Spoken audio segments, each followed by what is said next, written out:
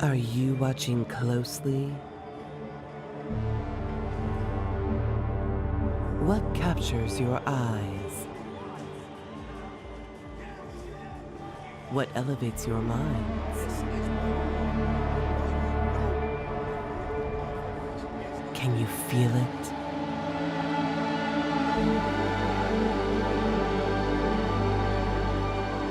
The spirit of roaring warriors echoes through the arena. This sport is not easy. It's very difficult.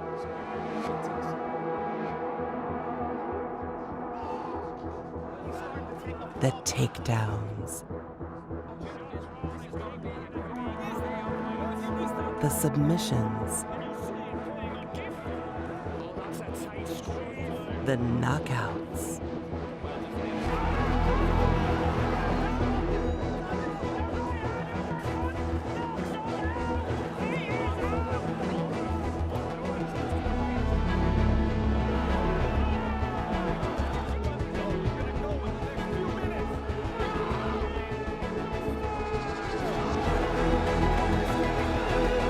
Gods and inner demons dance together,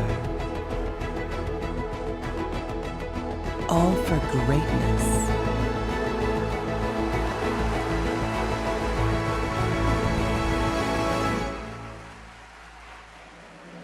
A sport that is the ultimate pursuit of mental and physical prowess.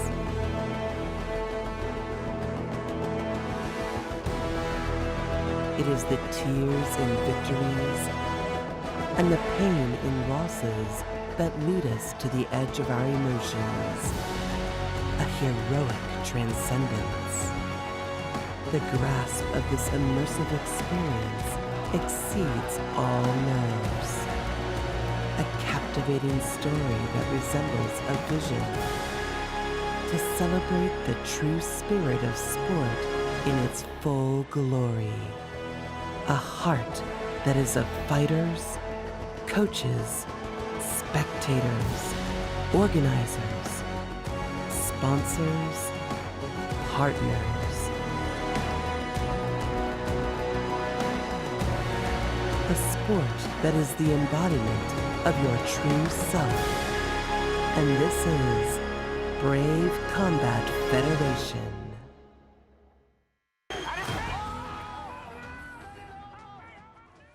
December 7th, Brave CF returns to its second home.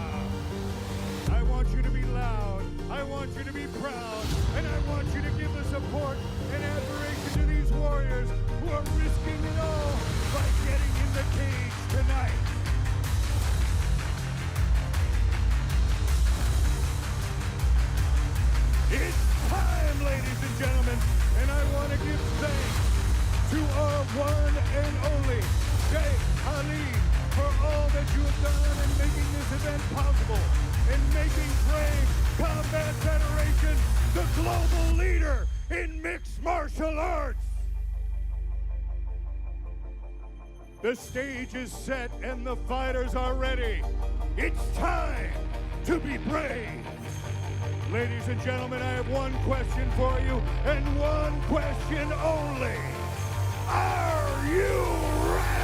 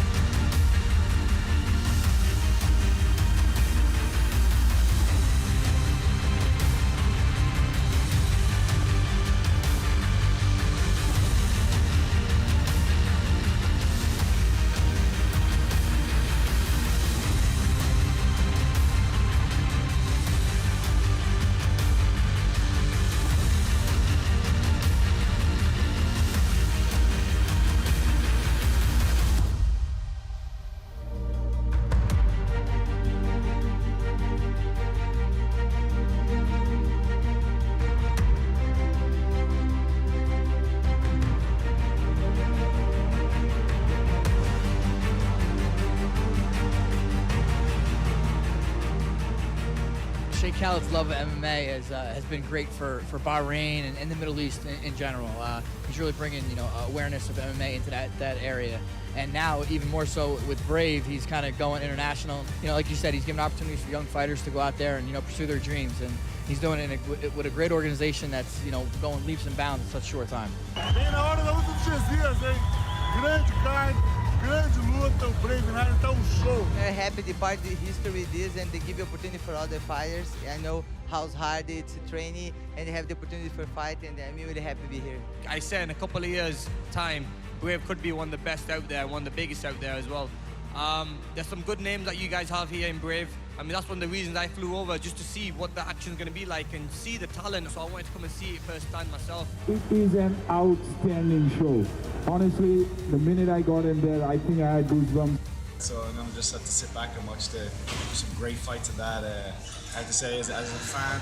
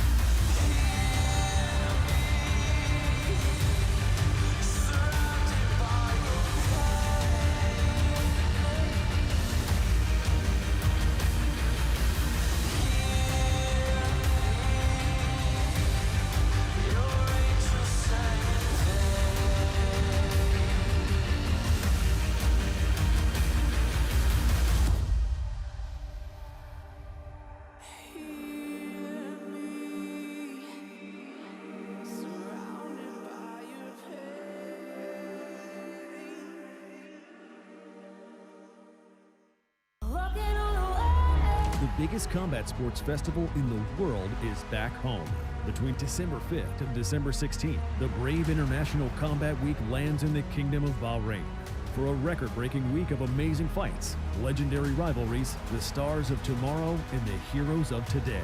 In partnership with the IMMAF and the Asian MMA Federation, BICW closes a historic 2023 with the Asian Amateur Championships and the biggest Brave Combat Federation event of the year. Witness the future and present of MMA under one roof. Don't miss it.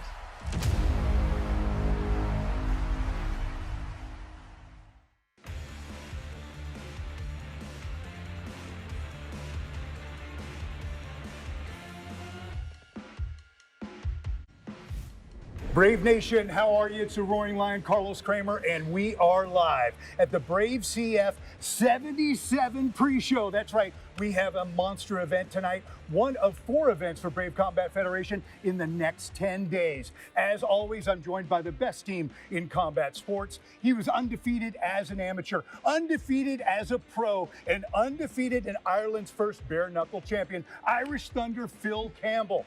And as well, Fighters Only Lifetime Achievement Award winner, Kirik Janesi, OG of mixed martial arts. Gentlemen, what an incredible time we have. Finishing the year in the Kingdom of Bahrain, 3 monster events, 1 event in Brazil, and we couldn't have picked a better time of the year to show these athletes power and to give the world a last glimpse of 2023, what Brave Combat Federation is all about. First things first, what I want to ask you is, what is that rock on your finger, my friend? This rock, thank you for saying, is my induction into the USA Martial Arts Hall of Fame. Man, just so honored, because everything we do for the passion of the sport and the love for the sport. So thank you, Phil. Congratulations, my friend. Thank you. As you rightly said, we have an incredible run of 4 shows in just 10 short days. Once again, showing why Brave Combat Federation is the only truly global mixed martial arts promotion today, going to new territories, crossing boundaries, bringing people together through the magic of mixed martial arts. And Brave 77 is going to be an unbelievable show. We have a title defense. It's going to be incredible. We have some of the best talent in the world today, Carlos, and I can't wait. Kirik, this is going to be a special time for all of us here. but can you relate to Brave Nation the impact that Brave Combat Federation has made worldwide, the scouting program that has devoured every piece of turf in the world? If you're a great fighter, we're going to find you at Brave Combat Federation. Brave Nation, I've got something I've got to get off of my chest. The word visionary is thrown around far too frequently. It appears in every single press release for every business everywhere. Some guy opens up a burger joint in a city and he's a visionary. Sheikh Khalid bin Hamad Al Khalifa is a visionary, and let me walk you through from the beginning. He's training in a mixed martial arts gym, and he realizes the fighters don't have the training opportunities they need. So what did he do? He built a gym for them. He put physical trainers in there, he put a doctor in there, he had a commissary, he had housing for them. Then now you got a team of fighters. What are you going to do? Asks around. There was problems with different promotions. So what did he do? He started Brave Combat Federation, the most global, I believe the only truly global mixed martial arts organization in the world. And then he looked at the entire sport and he realized that the sport of mixed martial arts was based on an entertainment model. And he knew that that was wrong. And he is now, step by step, nation by nation, continent by continent, creating a new model, a sports model. We saw it in Serbia. We had 13,000 fans. And the government finally recognized mixed martial arts as a sport with all the massive attendant benefits. We just saw it last weekend in Jakarta, Indonesia. There was a meeting with President Widodo. There is now a single organized body that's going to be carrying mixed martial arts in Indonesia out to the globe. Sheikh Khalid bin Hamad Al Khalifa is a true visionary. Unbelievable visionary, and we have to say as well, Brave Combat Federation has broken records all across the board, ladies and gentlemen. 30 countries that we have visited and held events at. That is just astonishing, Phil. And we've got to talk about Mohamed the Hawk Shahid for his incredible role with not only KHK Team Bahrain, Hamza Kuheji, His Highness, but doing it all and tirelessly carrying out His Highness's vision. Yeah, Mohamed Shahid, without a shadow of a doubt, our president, one of the hardest working men in mixed martial arts. He is so devoted to bringing mixed martial arts to the masses, to again going into these new territories. And what is so beautiful about what he does, it's not just, we say this every time, but it has to be stressed. Brave Combat Federation is not just a one and done type of organization. It doesn't just roll into your town and then it's gone again. What we do is we leave an indelible imprint on the landscape of mixed martial arts in the countries we go to. We forge relationships, lasting bonds. We aid in the development of mixed martial arts in lesser known countries. Name me another huge organization that's going to Kyrgyzstan, that's going to Kazakhstan, that's going to Slovenia. Brave Combat Federation is the only one putting in that kind of effort to make and create a sustainable model of mixed martial arts for now and for the future. And not only that, but makes the world a better place, because I tell you, it doesn't matter where you're from, Kirik. At the end of the fight, the two gentlemen or two ladies that threw down have nothing but respect and love for each other. It's really amazing to see. This fruition that His Highness has had has been just incredible, shocking the MMA world. I remember at Brave 1, when Mohamed Shahid was interviewed and he said, "We don't care about if we sell merchandise tickets. We just want to make an imprint in the landscape of mixed martial arts," and that they have done. 100%. There is, as I said earlier, this is the only truly global mixed martial arts organization on the planet. And you guys, tonight is all about that. Let's get to it, Brave Nation. We have some breaking news. Phil is going to share in our lightweight battle, Lucas Martins versus Abdisalam Kubanychbek, a barn burner of a fight. I mean, it's still going to be amazing, but fill Brave Nation in that it's not going to be for the title. Yeah, you're right, Carlos. It's going to be an incredible fight, but unfortunately, the challenger, Lucas Martins, missed weight. Now that means that he can no longer compete for the title. The title is not being defended. It is essentially a non-title bout. But what that does, it adds a very interesting complexion to the bout. You could potentially have someone like Lucas Martins, the former champion, of course. If he wins this bout, he's essentially the uncrowned king of the division. It would warrant an immediate rematch, hopefully both parties being able to make weight. But let's get into the dynamic of the fight. We have the champion Kubanychbek. 20 wins as a professional, 15 by way of finish. 9 of those finishes coming in the very first round. He is essentially the boogeyman of the lightweight division in Brave Combat Federation. He is so incredibly well-rounded. And I gave that guy a hug yesterday. Solid, absolute granite. I nearly bounced off the guy. But for me, Lucas Martins, if there is a particular style that is going to beat Kubanychbek, it is that of Brazilian Muay Thai. Devastating leg kicks, keeping the fight at the distance. Very much like Chael Sonnen and Vanderlei Silva, Lucas Martins cannot allow Kubanychbek to get close to him. Now, Kirik, we have Brazil going crazy for this fight. We have Kyrgyzstan going absolutely nuts. I mean, this is going to be a clash of styles, but also, I mean, Martins is a tough matchup for anybody that we've seen. The former lightweight champ and Kubanychbek. I mean, this guy has just the most well-rounded game that you'll probably see. Brave Nation, there are a number of styles. There's bases for mixed martial arts. You can have a Muay Thai base, you can have a Jiu-Jitsu base, you can have a wrestling base.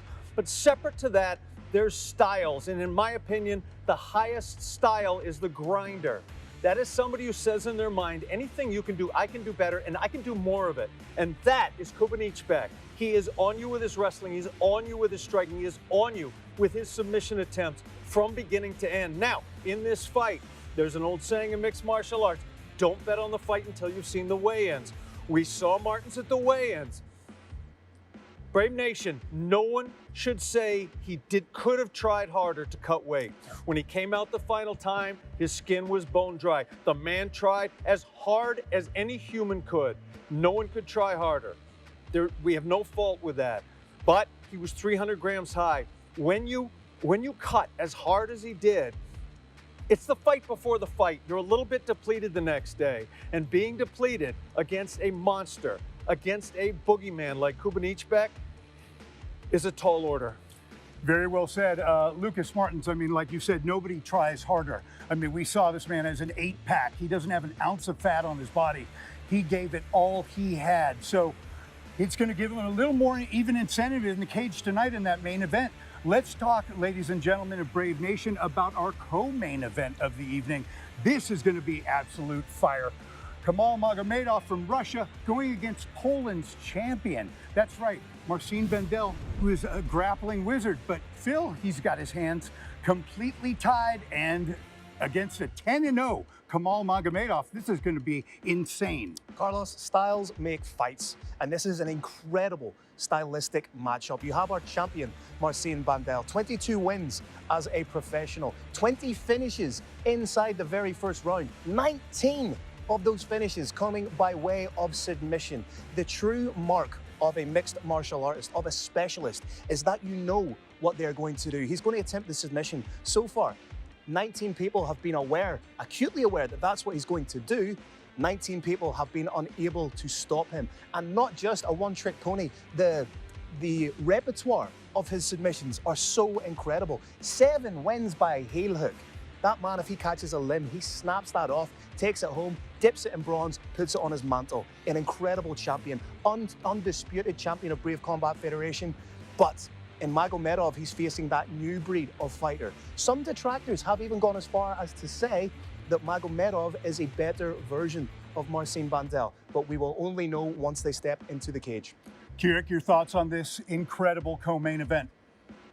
Brave Nation, if you listen very carefully right now, you're going to hear the tearing of the plastic that holds this cap to the water bottle. And that is what Bamba Bandel does to the human knee. When he gets a hold of your heel, he tears the ACL, the MCL, the meniscus, and they go pop, pop, pop. If you have a wrestling base like his opponent, you get taken down. It's all right. Stand up. You get taken down again. It's all right. When you're facing someone like Bamba Bandel, in a split second, he can be on that heel and your leg is broken. People in boxing talk about kill the body and the head will die. Let me tell you in mixed martial arts, break the leg and the fight is over. Can't walk, can't fight, it's over. And that is what I expect in this fight. We also have an incredible heavyweight bout And these are two big boys. I mean, we're talking letting the leather fly. The first fight of the night, Phil, this is going to be incredible. We have a man from Slovenia, Haris Aksalic, excuse me. He is amazing. 6'5", 255, 260 pounds right there. And he's going against a man from Egypt who is a kickboxing champion in Egypt and a very, very tough opponent as well. You have an incredible heavyweight matchup, and who does not love the heavyweights? You have Haris at 6'4", 119 kilos. He's huge. Amr claims to be 6'1". If he's 6'1", he's the same way that I'm 6'1" on Tinder. Do you know what I mean? But you have a distinct height advantage. It's going to be interesting to see how Amr negates the range. You have a former national boxing champion taking on a former national kickboxing champion. But if rumors are to be believed, this is not just a boxer versus a kickboxer. Allegedly, Haris has some of the most devastating leg kicks. And as a man of 119 kilos, the weight behind that, the dynamic in this fight is so intriguing. I cannot wait. Kirik, your thoughts about this heavyweight bout? I mean, these are two large men with great talent, and they're going against each other for all rights. They want to make their best impression on Brave Nation and our complete community within Brave. This is going to be a great bout to start the night. Brave Nation, Brave Combat Federation has brought some extraordinary fighters to the world. Francis Ngannou, Khamzat Chimaev, in Scarface. You all may, in just a few minutes, in the opening bout, get a view of the next big thing in mixed martial arts. Literally. They call him Scarface. Family owns a bar. He's been stabbed a number of times, including across the face. He is so massive, he can't wear shorts. The legs are so massive. His hands are so huge. XL didn't work. Double XL didn't work. Triple XL. Can't get him on. Quadruple XL, the man has the same size fists as Brock Lesnar. Once again, Brave Nation, I believe you are just about to see the next big thing in mixed martial arts. And Phil, there's something about the heavyweights when they get it on in the cage that everybody is excited. It just changes the whole atmosphere of an event, and everybody likes to see who is the biggest, who is the baddest man on the planet. When the heavyweights get in there, there is a palpable air of tension and expectation, because we know, we've called how many fights together? Hundreds, possibly thousands. We know that when the heavyweights get in there, all it takes is one single solitary shot. Gentlemen, also I wanted to mention KHK Heroes. We were talking about Sheikh Khalid bin Ahmad Al Khalifa. I mean, this man is not only our leader, our vision, and putting everybody on the map and giving the countries with no real voice in mixed martial arts, not to a fault of their own, just that they don't have the dynamics of the press available to them. What he has done is taken these countries and given them a voice, given them a significant part in the mixed martial arts puzzle that we call it today. And KHK Heroes is something else that I want to mention. As a father of a blind and autistic daughter, I am so enthralled and such a believer in what Sheikh Khalid does. I mean, we're going to visit orphanages, we're going to go to hospitals, we're going to see kids that are dying. We want to be there for our community, and that, Phil, is giving back, and that's what we love to do. Yeah, this isn't just about fights. This is about, as I said, building lasting, sustainable relationships with governing bodies, with governance, as you say, with individuals, with communities. This is not simply about mixed martial arts. This is a global vision about, quite literally, bringing the world together. Not just bringing fighters together, not just bringing the fans together, but literally creating a global community. And Sheikh Khalid has to be applauded for the endeavor, for the effort, and for the vision. And I'll tell you what, there is one thing you don't see, and that's Kirik, a promotion doing 4 events in 10 days. You don't see a promotion giving every country in the world equal stage time. I mean, it's really amazing what's going on with Brave Combat Federation, and we are just as proud to be here as we were on the first Brave, and it just keeps getting better and better. I want to add to Phil's beautiful words. This is also all about fights. There are 7 fights on this card. Some say that you can sum up mixed martial arts with some words you can't say on television, but something is going to happen. Some wild thing is going to happen at some point during the night. You're going to go, holy beep, beep. And that's the heart of mixed martial arts. We have 7 fights, and I believe something is going to happen in each one of these 7 fights. Brave Nation, you're going to sit back and go, holy beep, beep. 3 things you know about life: death, taxes, and there's never a dull moment in Brave Combat Federation. Ladies and gentlemen, get ready to make history. Brave CF 77, I'm ready to roar in the cage. These two are ready to light it up like no one else. Thank you for joining. Get ready for an incredible night of fights. This is a Roaring Lion, Carlos Kramer for Phil Campbell and Kirik Janess saying, we'll see you right at the fights. Are you ready?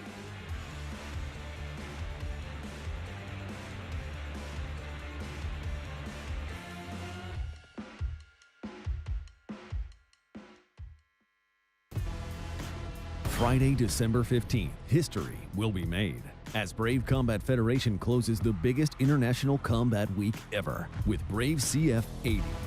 In the main event of the evening, the biggest rematch of the year is set.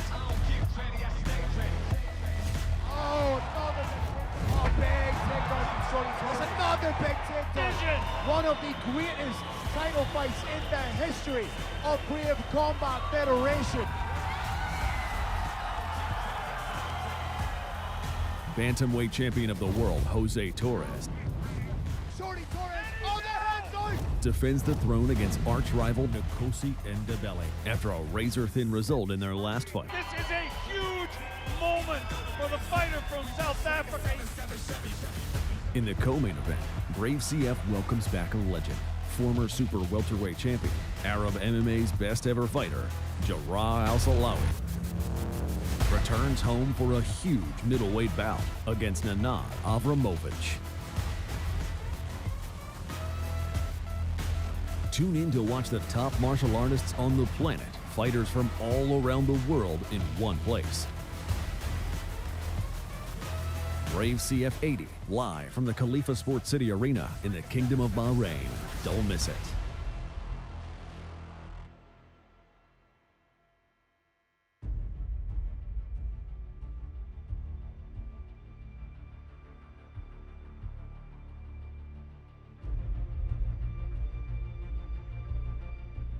A man's vision, determination, inspired a generation.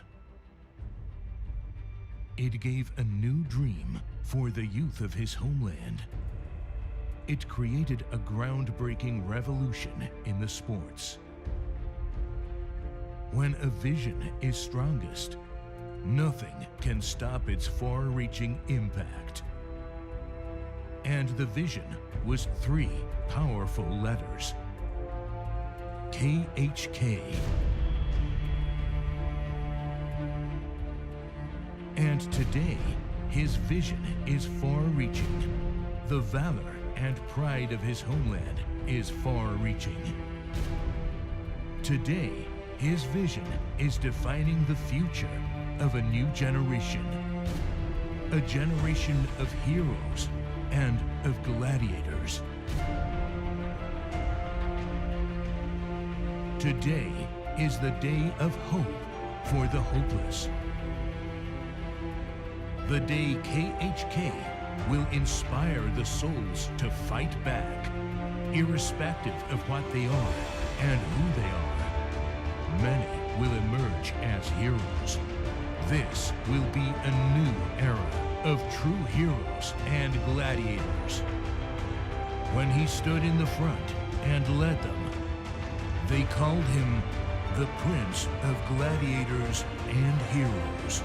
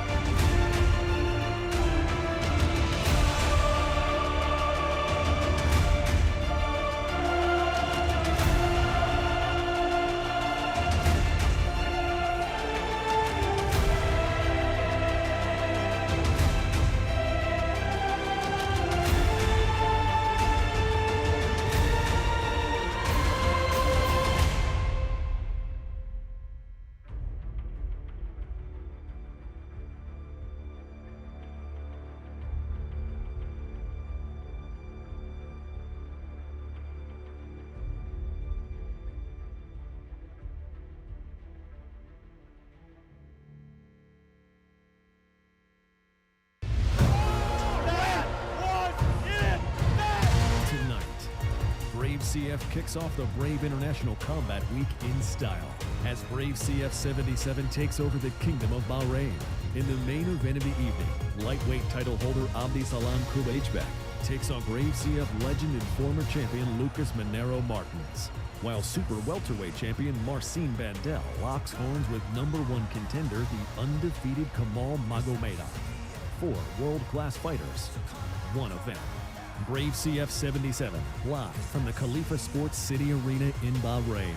Don't miss it.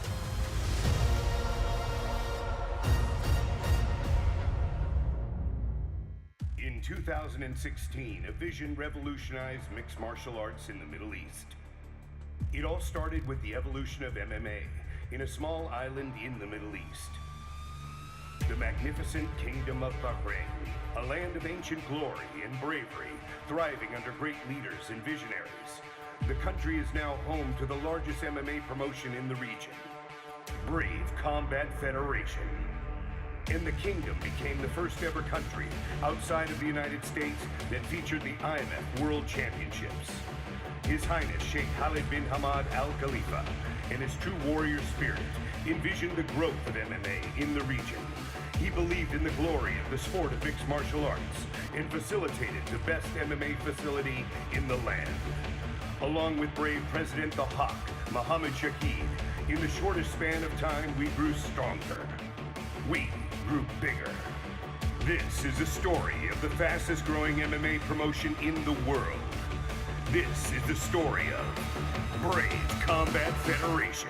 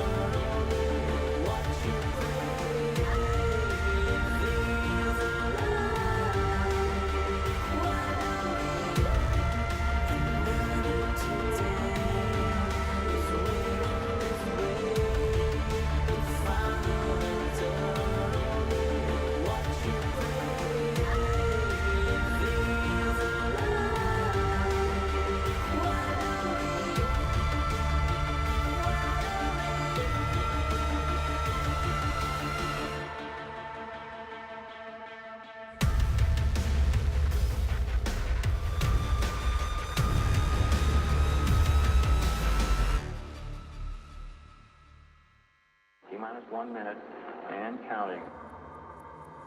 Countdown.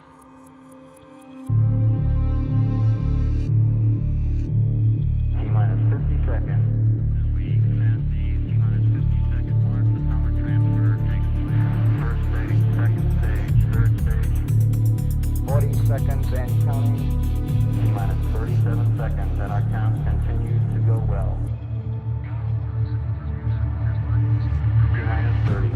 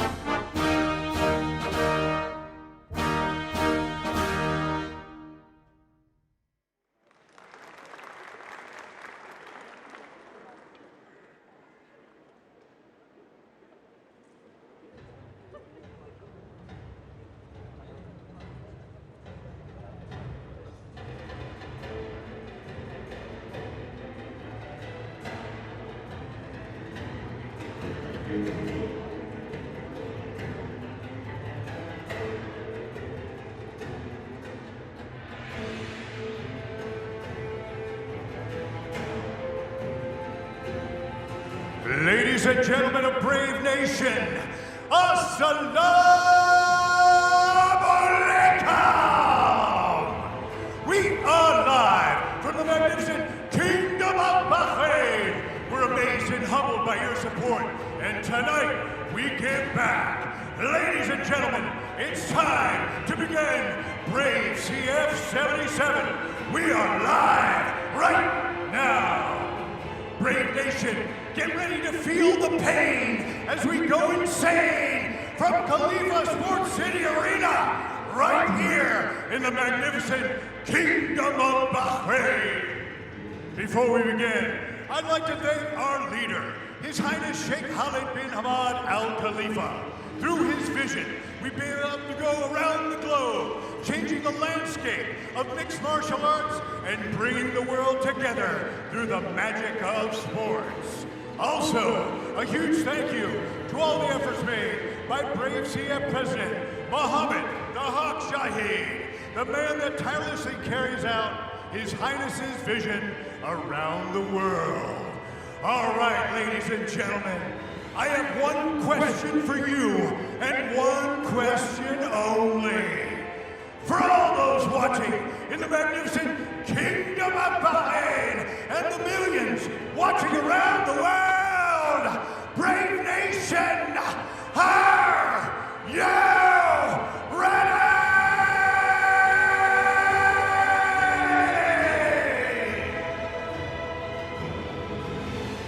Finally, a huge thank you to our global partner Green Hill, to Olzhas Jewelry, to Techno Graphics, Hilton Hotel, Nordic Hotel, Skype Medical, National Transport, Batelco, and Yusuf bin Abed Kano.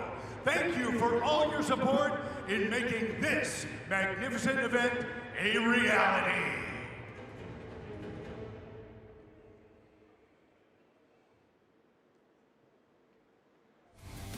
This bout is brought to you by Brave Gym. Training for mind, body, and spirit. Brave, it's more than a gym. A former professional boxer with a national championship in Slovenia, who was part of the Slovenian Olympic team as an alternate, Haris Aksalak, makes his professional MMA debut. Across the cage is Aid Emmer, who holds multiple K1 and kickboxing titles in his home country of Egypt and is not afraid of testing his striking against such a renowned opponent. Coming up next, Haris Aksalak takes on Aid Emmer in a heavyweight bout.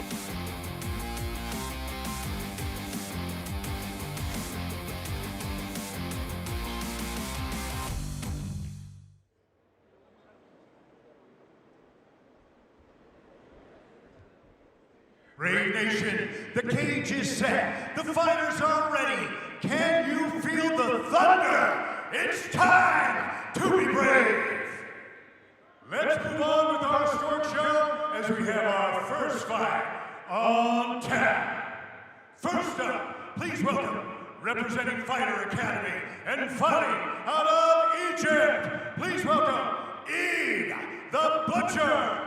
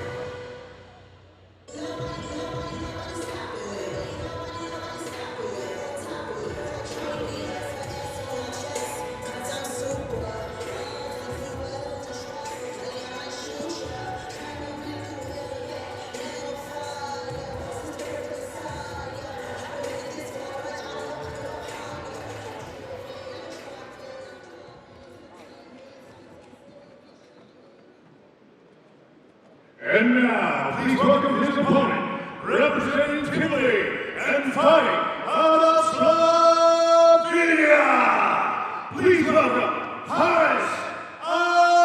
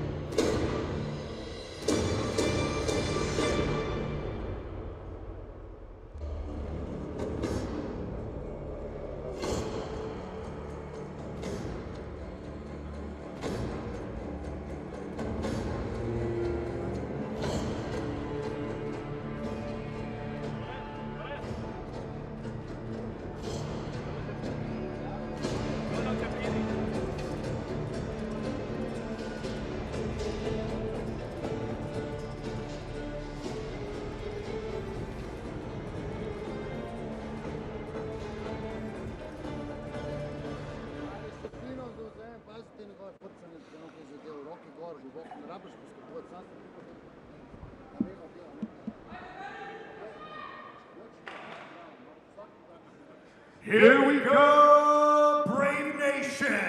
Our first battle. We're having the big boys let the leather fly. 3 5-minute rounds in the heavyweight division. Introducing your first warrior. Fighting out of the blue corner. This man's a mixed martial artist making his professional debut tonight.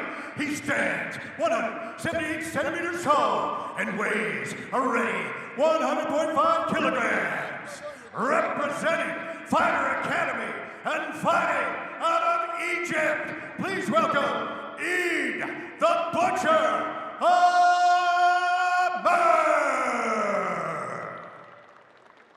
And his opponent, fighting out of the red corner, this man, a mixed martial artist, also making his professional debut tonight. He stands 196 centimeters tall and weighs a ready 119.7 kilograms. Representing Vitaliy and fighting out of Slovenia. Put your hands together for Haris Aksalich.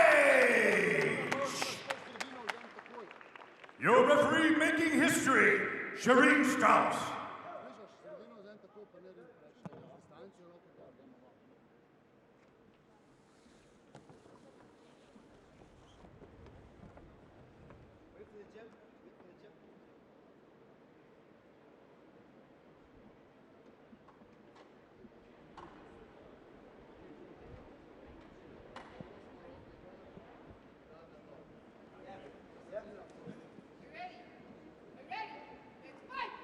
Check 1, 2.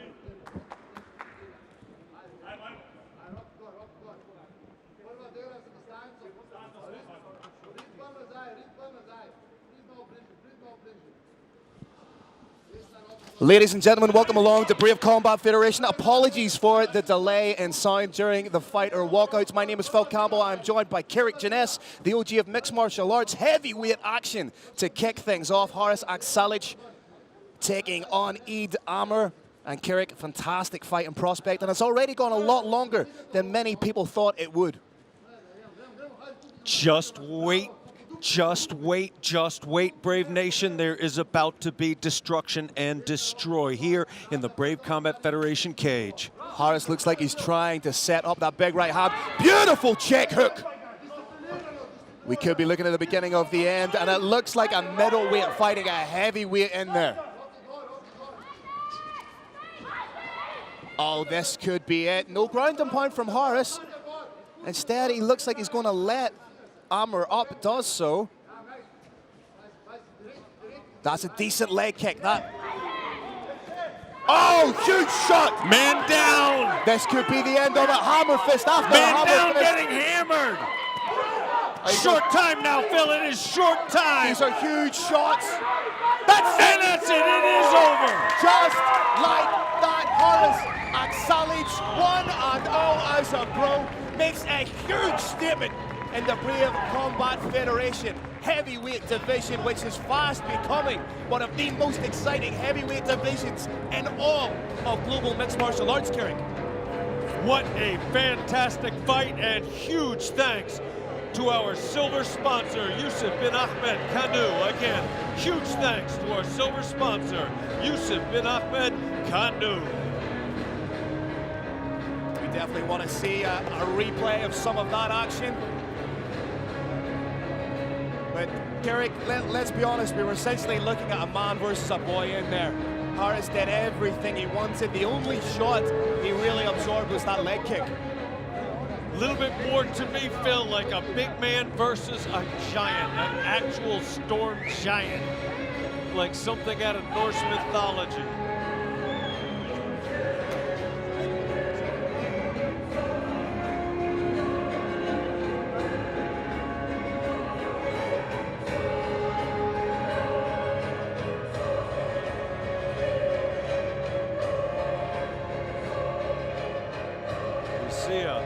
Disappointed, Eid the Butcher, Amor, as a referee stands center Brave Combat Federation cage, holding the wrists of these two warriors and waiting for the Los to make it official.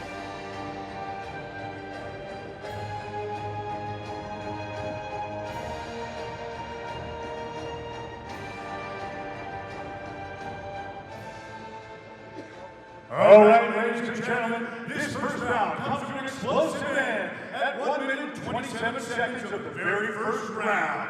Your winner by TKO 2 strikes, Haris Aksalic!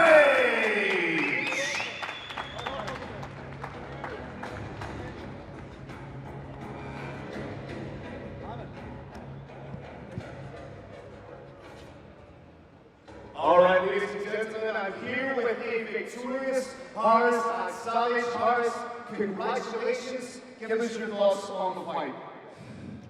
Assalamu alaikum, Bahrain. Thank you all to come to support the Brave and everything. I promised the knockout in first round, and I did this. And inshallah, I hope we will see soon. Now, this was your professional debut in the heavyweight division. What is it like to make your professional debut in a global organization that is Brave Combat Federation? Oh, I just want to come the top. And we have to ask, after a great performance like that, what's next for you? What do you want to do next? I want to fight to Brave. Thank you. Simple as that. Is there anybody you would like to thank? Thanks, Zlatko, thanks. Mohamed, who invited me to this organization. Thanks, my coach board, thanks my brothers to support. Zaželel bi tudi veliko srečo vsem hvala, ker ste zamenjali ekrani. Moji navijači, moj support cel, tako da obljubim še več borb, več knockoutov, tako da se vidimo čim prej. Hvala. Congratulations on a fantastic performance. We hope to see you again. Ladies and gentlemen, give it up for Haris Aksalich!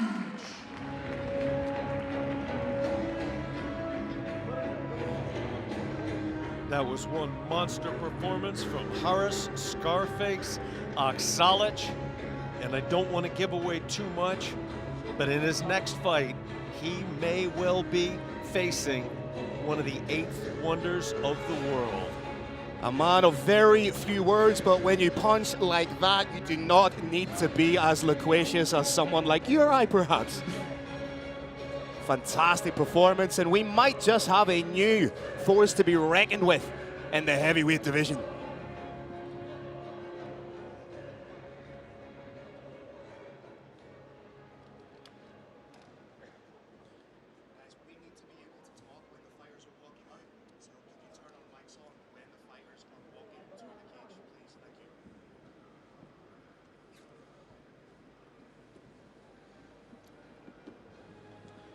Seeing a replay of some of that action, and just look at the sheer barbaric force of Haris Aksalich. Like I say, the heavyweight division just got a little bit more interesting, Kirik.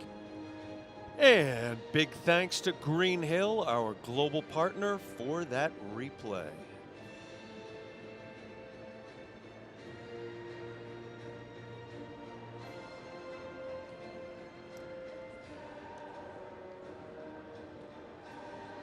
Brave, it's more than a gym.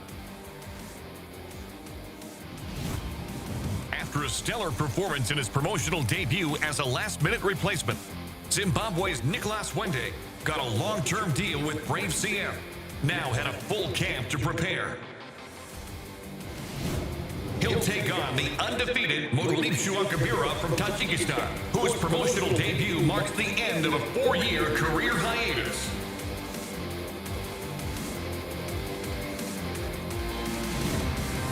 Coming up next, Nicolas Hwende faces Mutolibsho Akobirov in a bantamweight bout.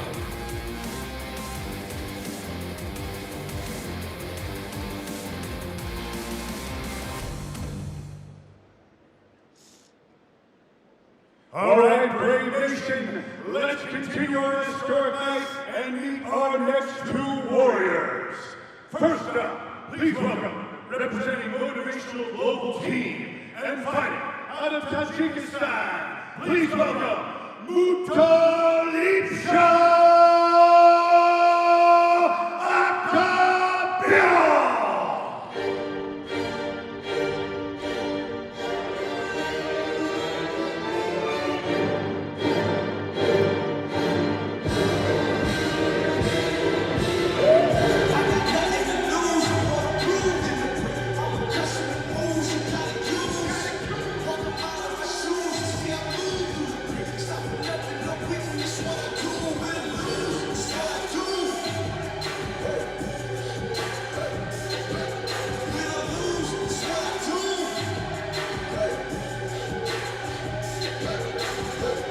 Ladies and gentlemen, welcome back. We are moving right along in the bantamweight division. Mutolibsho Akobirov, 4-0 as a professional, proudly representing Tajikistan. Now, it must be said, his last fight was in October of 2019.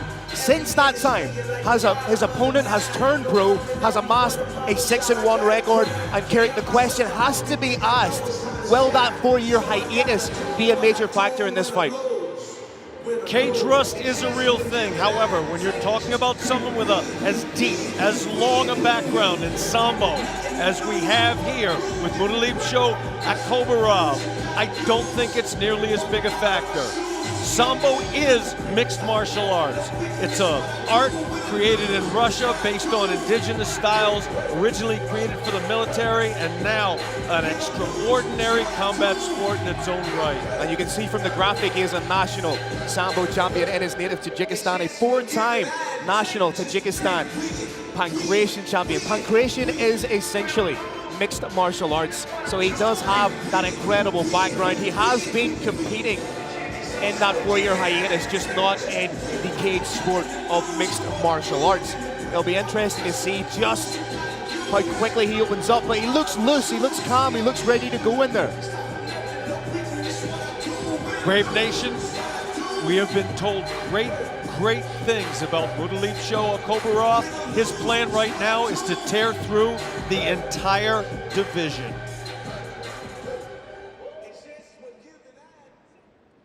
Now we welcome his opponent, representing TKO Boxing and Fitness Gym and fighting out of Zimbabwe. Give it up for Nicholas Hwende.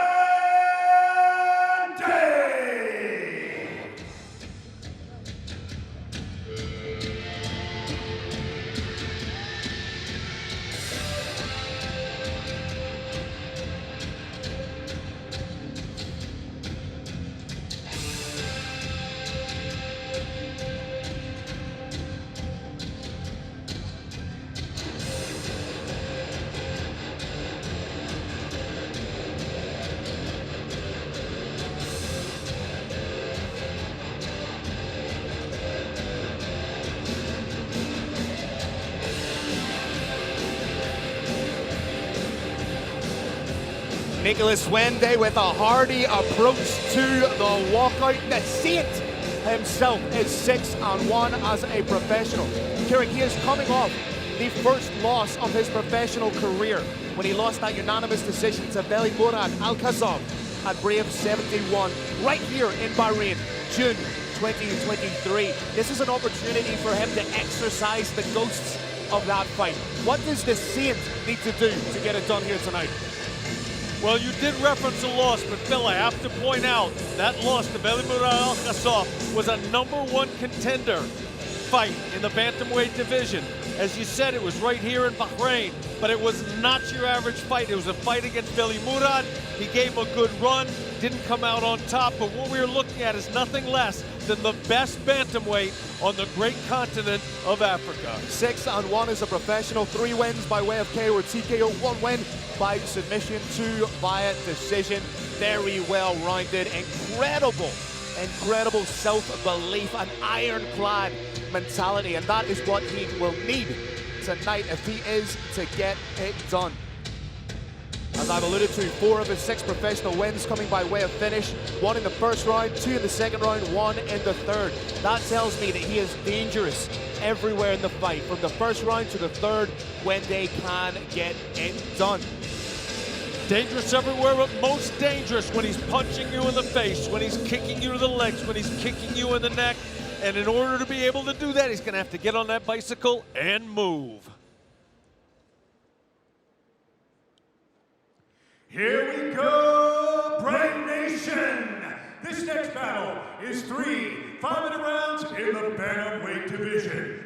Introducing your first warrior, fighting out of the blue corner. This man is mixed martial arts with a perfect professional record of 4 wins and no losses. He stands 170 centimeters tall and weighs already 61 kilograms. Representing Motivational Global Team and fighting out of Tajikistan, please welcome Mutolibsho Akobirov! And his opponent, fighting out of the red corner, this man is mixed martial arts with a professional record of 6 wins and 1 loss. He stands 170 centimeters tall and weighs already 61.2 kilograms. Representing TKO Boxing and Fitness Gym and fighting out of Zimbabwe, put your hands together for Nicholas Hwende!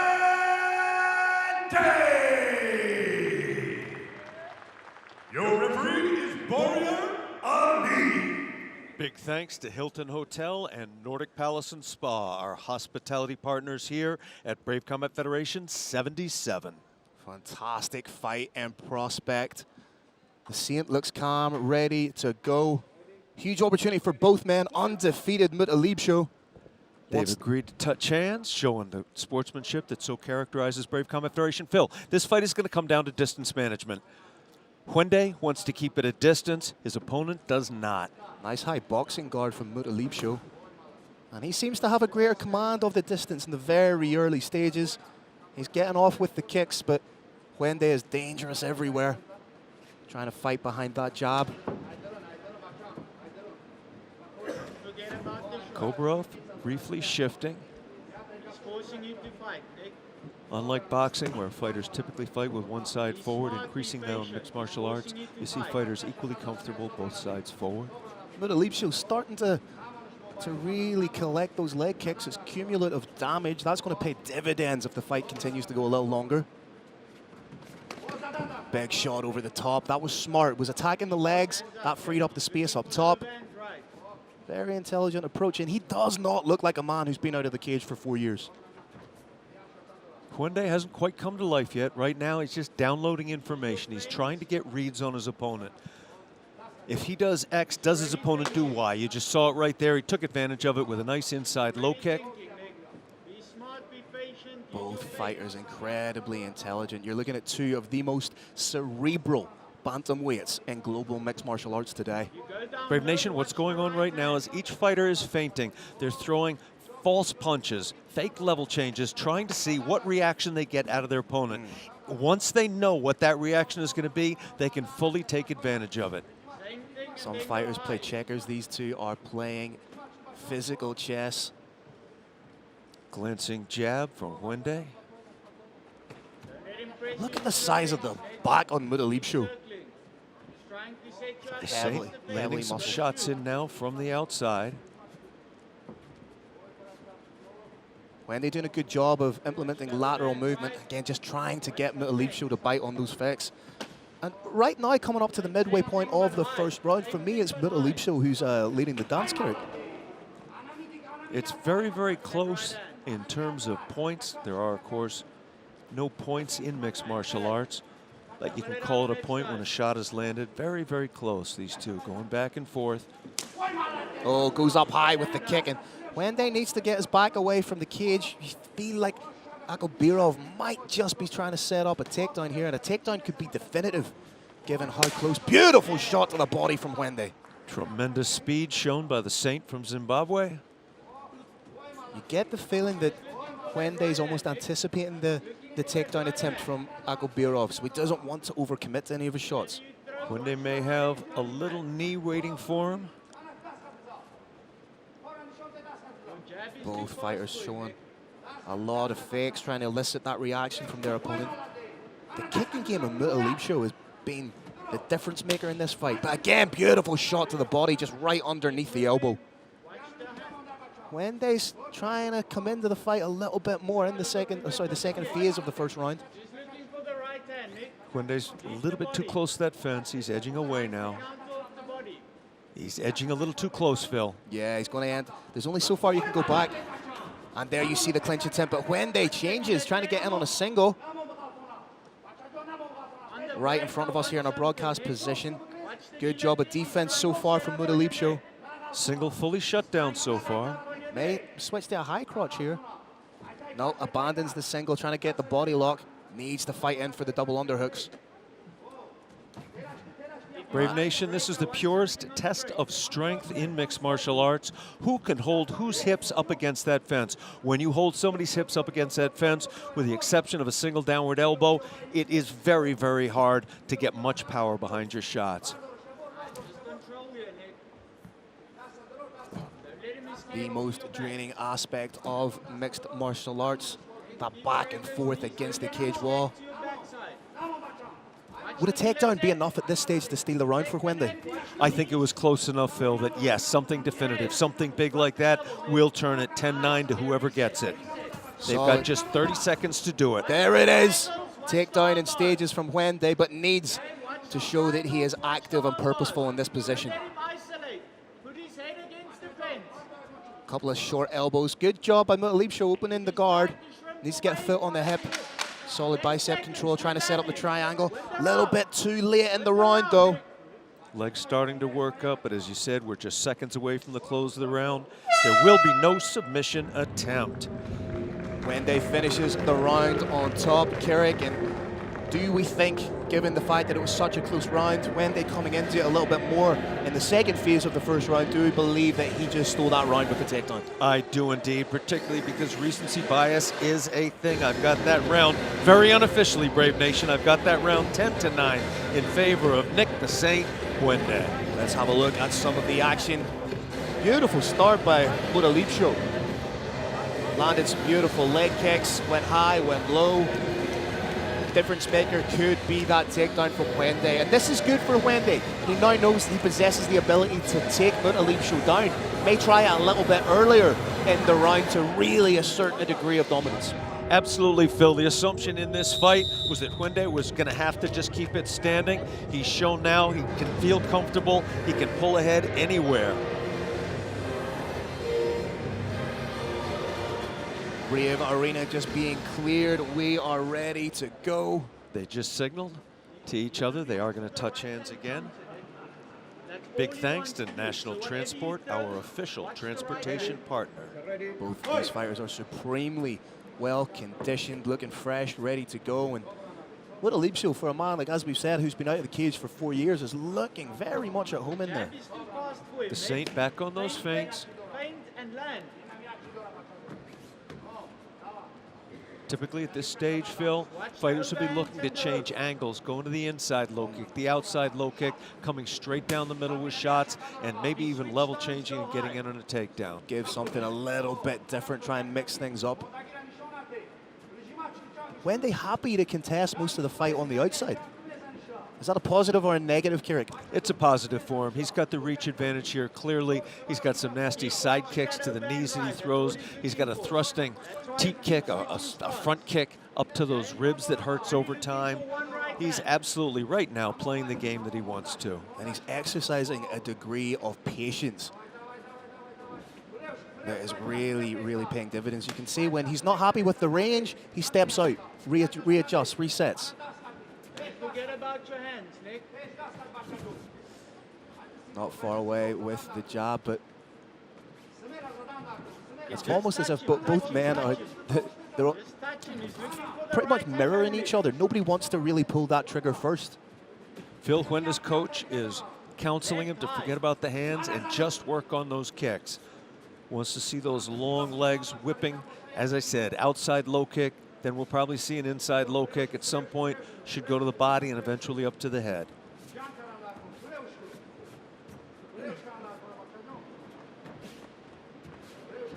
Little oblique kick attempt, and it was answered. I always like to see that.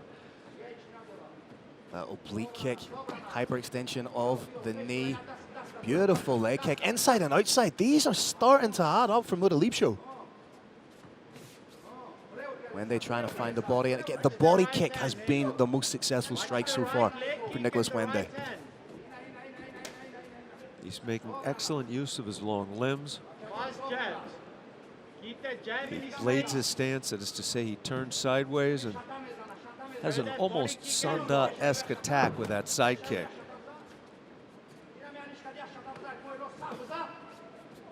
Hwende faring better in the second round than he did in the first.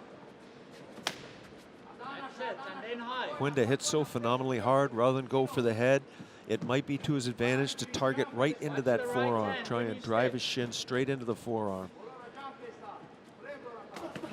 Oh, nice combination work from Mutolibsho. Haven't really seen him opening up too much with the hands.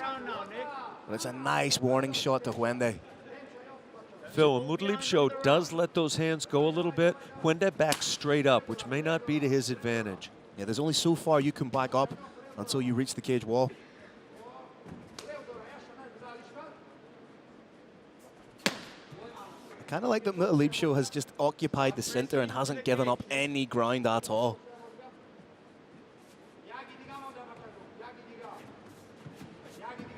Just as I say that, he backs up a little bit, commentator's curse. I'd like to see Hwende be a little bit more aggressive. Oh, just as I said, that beautiful shot. Asked and answered. Must have heard you, Phil. Thank you, Nicholas Hwende. He needs to be wary of the neck here. Hwende's stuck in a front headlock now, not a guillotine yet. Oh, just as I say that, it looks like he's closing it up. That's it, you safe there, and take him down. There, you good work from Hwende to get out of it. Pivot step from Akobirov. Don't rush now, be smart, Nick. Hwende showing that he does have the power in the hands, and that shot was enough to drop, momentarily stumble Akobirov, and again, probably the most definitive shot of the fight so far, Kirik. Brave Nation, in boxing, that would typically be a 10-8 round due to the knockdown. There are different rules in effect in mixed martial arts. However, mixed martial arts scoring does favor a few big shots over lots and lots of little shots, and that, as you said, Phil, is the biggest shot we've seen so far in this fight. Oh, not far away. He wobbled him a little bit. I don't think Hwende realized just how much he put a little bit of wobble in the step. And again, straight down the pipe. Personally, for me, Kirik, I would love... Oh, takedown. Needs to be wary of the sit-through. I would like to see Hwende have a little bit more faith in his hands, not smother his work, because what he's doing brilliantly, he's landing his shots, but then he's smothering his work. Step off, find the shot again, because you're clearly hurting your opponent. Hwende doing a very good job of showing he's happy to strike and he's happy to wrestle. Any question in your mind, Phil, that was 10-9 for Nicholas the Saint Hwende? No, no question in my mind. It was pretty much definitive. You look at that round as a whole, the more definitive, the more shots thrown with intent were coming from Nicholas Hwende. Twice he landed an absolutely beautiful combination. Thanks to Green Hill, our global partner, we are getting another look at some of those attacks in slow motion. Boom. Liver kick attempt. Glancing straight shot. That was a staggering jab. And again, that foot, that shin bouncing off the head can potentially cause a knockout. Good round for the man from Zimbabwe, Nicholas the Saint Hwende. Third and final round of what has been a really intriguing matchup. Like I said, two incredibly cerebral fighters. Hwende has taken stock of his opponent. He knows what he can do, knows what can happen to him.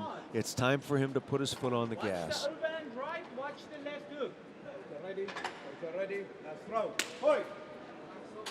Third and final round. Hwende picking up right where he left off, trying to attack the legs. You get the impression that if Hwende is to win this fight by stoppage, it's going to be with the hands. But just as I say that, again, uncorks a beautiful shot to the body. Hwende seems to have his opponents numbered a little bit with these low kicks. He's starting to use the upper shin and the point of his knee to check those kicks, and that just the blocking alone can cause damage. The tide has turned now. It's Nicholas Hwende who's leading the charge, but finds himself on his backside right in the open forearm of the mat. First takedown. Oh, no, for takes the the back. Sambo star. Has the back. Beautiful elbow from behind. Shades of Roger Huerta back in the day, but one hook in, doing the right thing by trying to clamp at the back of the head. Mutolibsho maybe just a little bit high. Just has that one hook in. May try and switch to the body triangle here. Oh! Knee bar attempt. Potential for a knee bar. This could be on huge. The Sambo fighter. This would be absolutely huge. He's trying to pop that. Needs to extend his own hips fully. Needs to almost look behind himself. You can see he's trying to get that arch in the back. Can't quite see if the point of the knee's safe. You can see there's no deviation in it. He needs to readjust. That lat knee bar is nasty, Phil.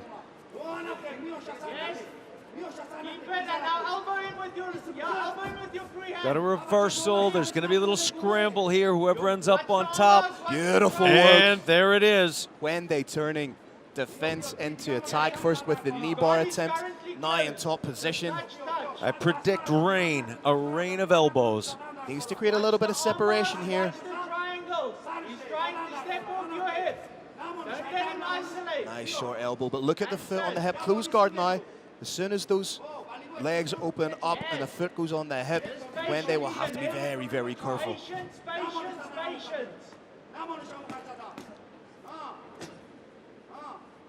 That closed guard, Phil, is a purely defensive position.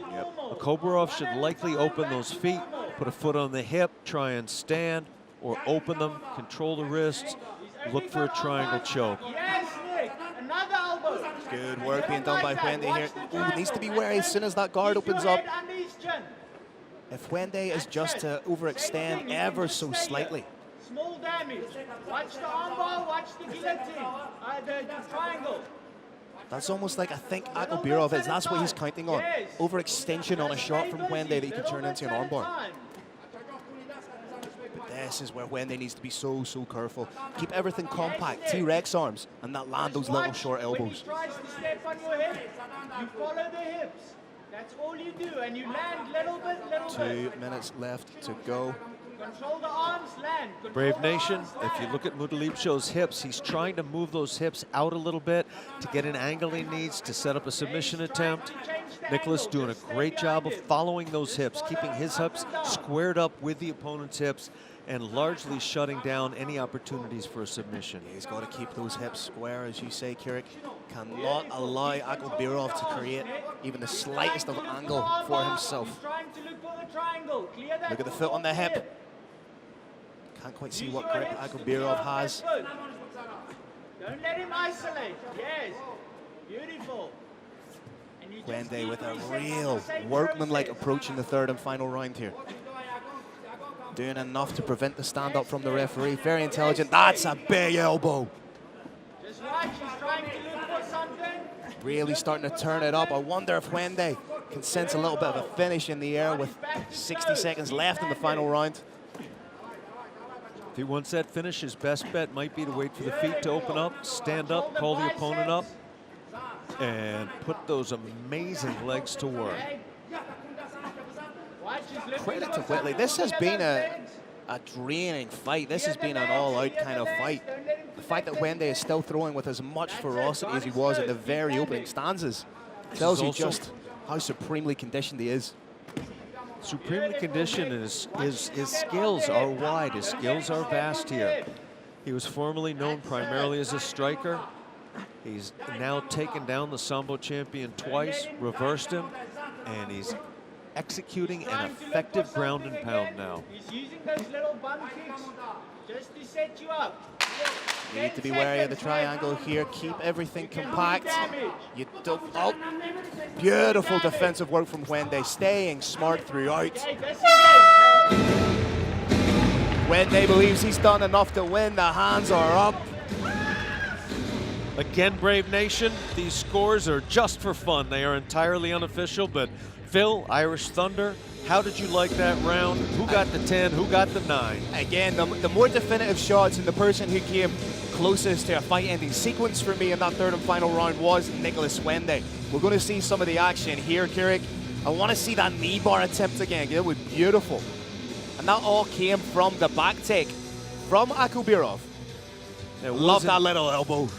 That was indeed a very deep knee bar, and doing it on a Sambo champion makes it all the more remarkable. There you see just that grafting from Nicholas Hwende, and I don't think we're going to be outside the realms of possibility to think that Hwende is going to be the one getting his arm raised. Final scores being tabulated by our officials team here. Head of commission, the one and only Decky of the Bandel Larkin, overseeing everything, making sure everything is done by the book. Brave Nation, as we're waiting, I want to give a big shout out, big thanks to Batelco Olzhas, our telecommunications partner here at Brave Combat Federation 77 in Combat Kingdom, the Kingdom of Bahrain.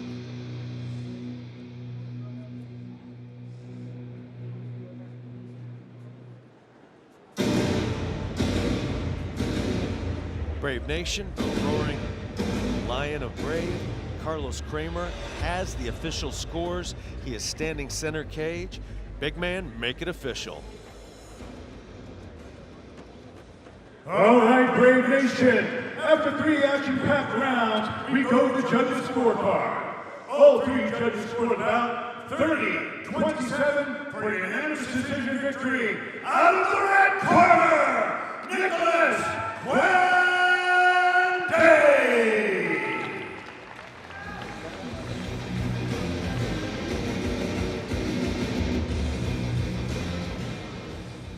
All right, ladies and gentlemen, I'm here with a victorious Nicholas Hwende, 30-27 across the board. How good does it feel to get your first win in Brave Combat Federation? Oh man, this is so good. I redeemed myself. Last time when I came here, I was so nervous, but now I'm back and I'm ready to work.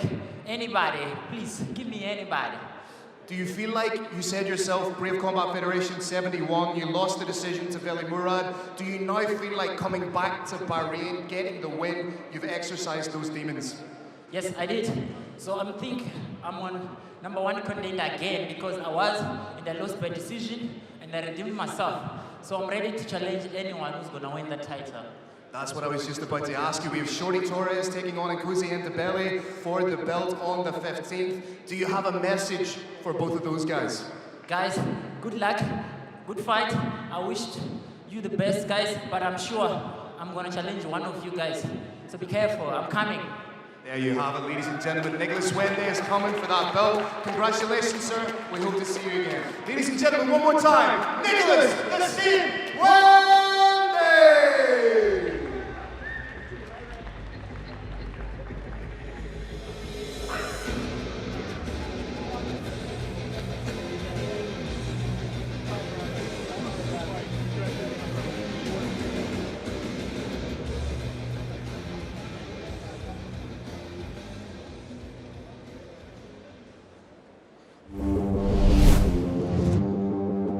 Ladies and gentlemen, you are seeing on your screen right now why Brave Combat Federation is the only truly global mixed martial arts promotion. We are available in your home, on your phone, on your tablet. Hashtag Brave CF. Join the revolution. Become part of something truly global today.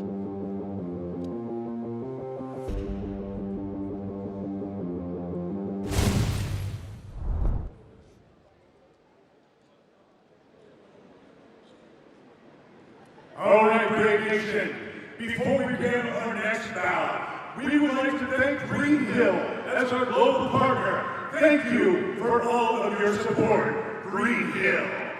All right, ladies and gentlemen, let's meet our next warriors.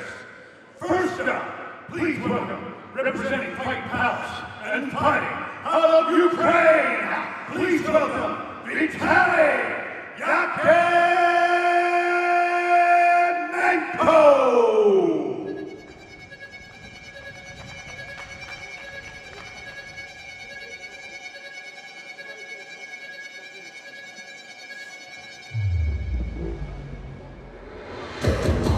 Yeah.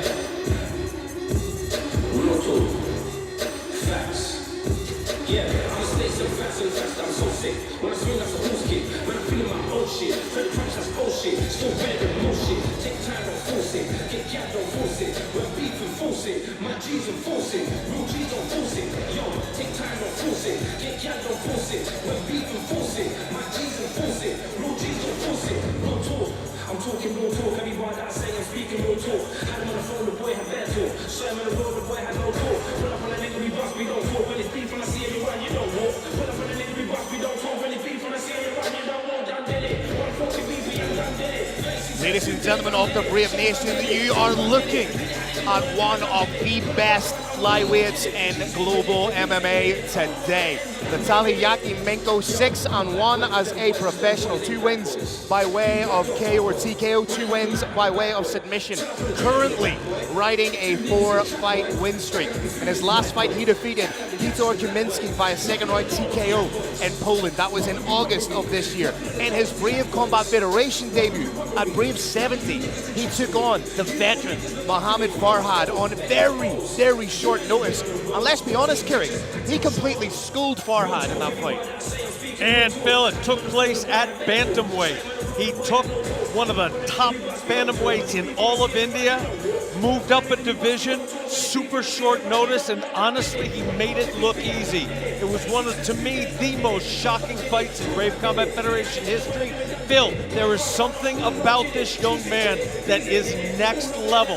He's got striking skills, he's got heavy hands, he's got great wrestling, but he puts it together like somebody who's had 25 fights, not somebody who's had 7. 2018 IMAF European bronze, 2019 Ukrainian national Brazilian Jiu-Jitsu champion. Even this year, 2023, he became a world pancration champion. Well, as you say, this is one of the new breed of mixed martial artists. So well-rounded, dangerous absolutely everywhere. A lot of hype around this young man, and he's going to add some definite spice to the flyweight division.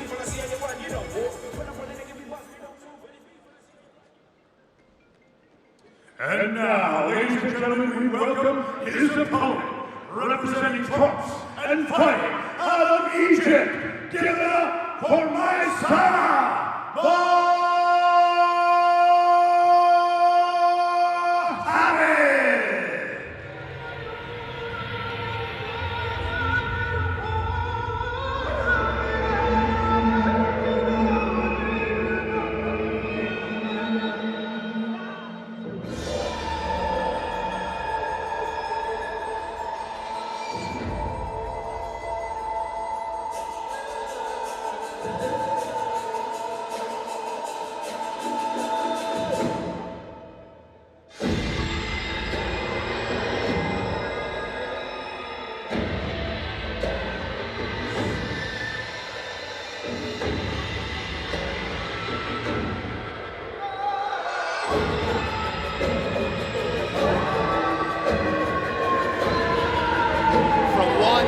Contender to another, Maysara Mohamed, undefeated at 7-0-1, no contest. This tricky southpaw has been quietly and diligently been racking up the numbers, leaving behind him a trail of destruction. In his last fight, he defeated Raul Puñales via first round TKO at Brave Combat Federation 71, right here in the magnificent kingdom of Bahrain.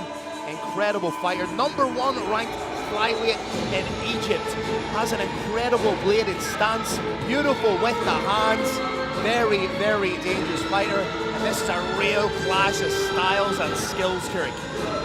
As you said, Maysara is the #1 flyweight in Egypt. He's also the #1 bantamweight in Egypt. However, styles make fights. He has to take his style, which is very striking heavy, and make it work against a wrestler. If he's going to be able to take on the entire world, this is the wrestler that he's going to have to beat in order to reach global fame. He's got to get on that bike often and early, lateral movement, avoid straight lines, avoid being a static target. And you get the feeling that with that nasty, nasty left hand of his, if he can uncork that on the counter, Vitaliy could be in for a very short night. The huge problem for him is going to be to hit hard. You got to set down, and then you can get taken down. All right, here we go, Brave Nation. This next battle is 3 5-minute rounds in the flyweight division. Introducing your first warrior. Fighting out of the blue corner. This man is a mixed martial artist with a professional record of 6 wins and 1 loss. He stands 165 centimeters tall and weighs a ready 57.15 kilograms. Representing Fight Palace and fighting out of Ukraine, please welcome Vitaliy Yakimenko!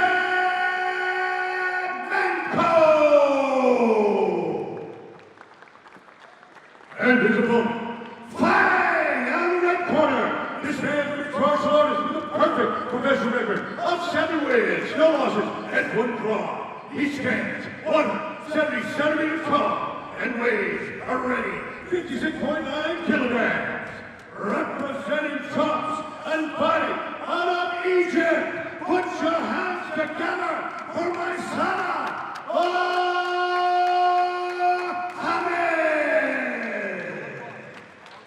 Your referee is Khalifa. Big thanks to Heil Restaurant and Vala Cafe, our catering partners. Tail of the tape, you can see 25 versus 26 respectively. Slight height advantage for Maysara Mohamed. Definitive reach advantage, almost 10 centimeters. He'll have to utilize that if he's to be victorious here tonight, Kirik. Brave Nation, Maysara is one of the nicest guys in the world outside of the cage, but inside the cage, he is mean and nasty. He went for the glove touch. Yakimenko went for the teep. Protect yourself at all times. Very little tail on that kick. Look at how wide the stance is. In and out. Almost like he's doing the hokey cokey. Look at the speed he possesses. It's almost as if he's inviting Yakimenko onto that left hand. Now, Kirik, talk to me a little bit about the dynamic between an orthodox and a southpaw fighter.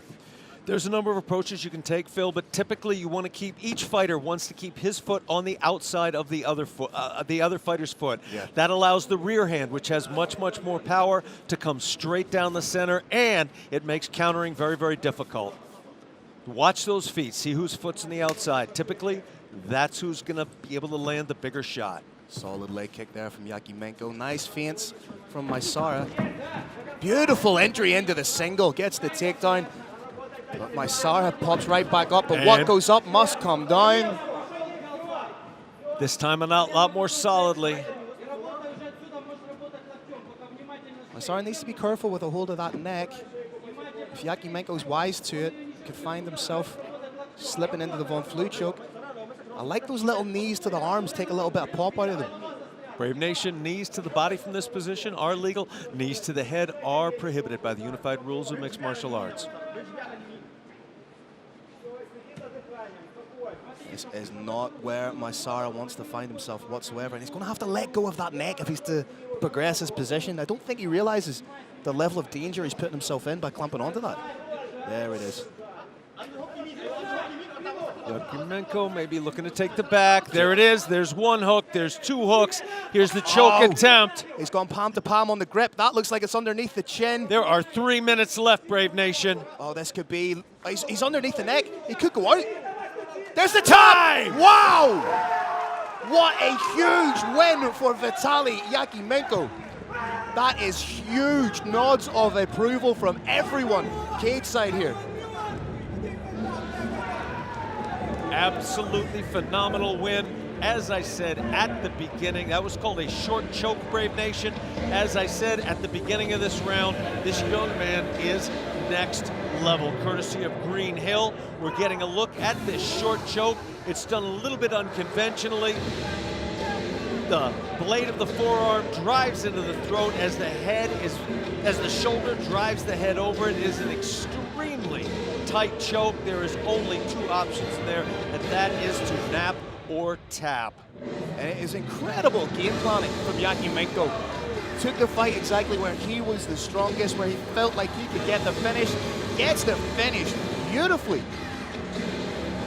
The Ukrainian man moves to 7-1, 2-0 inside the Brave Arena. And Kirik, we might just have a new contender.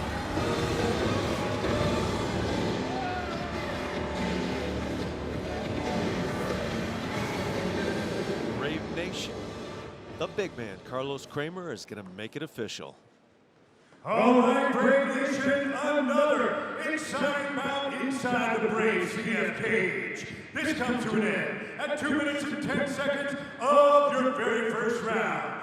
Your winner by tap out from Rear Naked Show. Give it up for Vitaliy Yakimenko!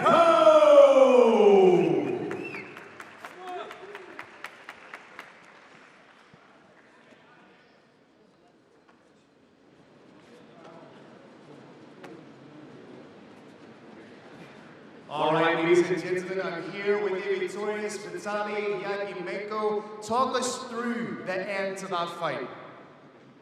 One more time, please. Talk us through the finish, please. Скажи, как ты так хотел закончить или чуть-чуть были другие планы, но удушение тоже было. Слава богу, оно пошло. Мы долго тренировались, готовились. Спасибо моей команде. Все классно, я очень доволен, как все прошло. It was like what we planned. We planned in other moves, but neck chokes also was in our plans. He congratulates his team. He is very happy that it's all, he made it all. People were talking about Maysara Mohamed as a potential contender for the belt. Do you now feel like you are a contender in the flyweight division? Люди говорят о том, что Maysara Mohamed это претендент, следующий претендент за пояс в Brave. Что ты теперь чувствуешь? Ты готов драться за пояс? Я не могу делать никаких заявлений, так как у меня нет лиги с контрактом. Все, что нам предложат, мы обсудим, сядем, подумаем, примем решение. Спасибо за предоставленную возможность организаторам. Все на высшем уровне, круто, мне все нравится. Мы открыты для предложений, будем смотреть, думать. Но пока я никого не вызываю, не заявляю каких-то громких событий. Я обычный парень, сделал обычное дело. Только вперед. I can't give any promises, but all what can Brave give to us, we will discuss it and make a right decision. I don't want to say give me this fight or give me this fighter. I'm usual boy, like I'm usual man, and I will make my work good and go, Brave, go. Well, congratulations on a fantastic win. Хотел бы поблагодарить всех, кто принимал участие в подготовке во многих залах в Германии. Я готовился в Fight Palace, GMC, UFC Gym. Спасибо большое за то, что предоставляли возможность мне потренироваться. Всем парням, всей моей команде. Огромное спасибо моему тренеру. Без него я бы ничего не достиг. Слава Украине! Героям слава! I would like to say thank you to many gyms where I made a preparation for this fight. In Germany, it's Fight Palace, GMC Gym, and UFC Gym. Also, I would like to say thank you to my coach, Vitaliy and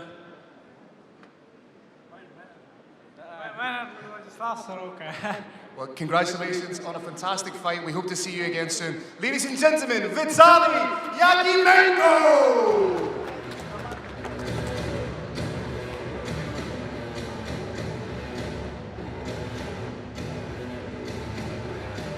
Brave Nation, courtesy of Green Hill. We're getting a replay of some of that short, sharp action we saw. We saw the always aggressive Maysara Mohamed attacking, but with exquisite timing. Vitaliy Yakimenko took his opponent down to the ground, took the back, put in a hook, put in a second hook, put in a short choke, took the hooks out, bent his opponent backwards, and that was that. This bout is brought to you by Brave Gym. Training for mind, body, and spirit. Brave, it's more than a gym.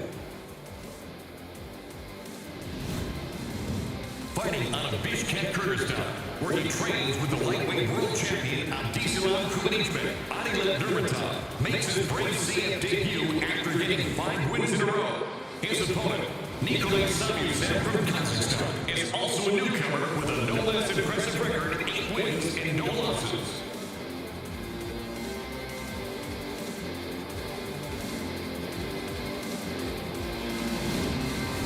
Coming up next, takes on Nikolay Savyusev in a featherweight bout.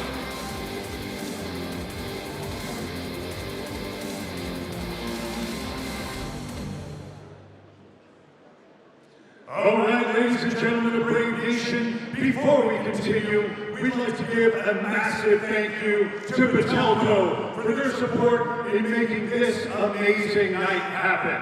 Thank you, Bandel. Brave Nation, let's meet our next warriors.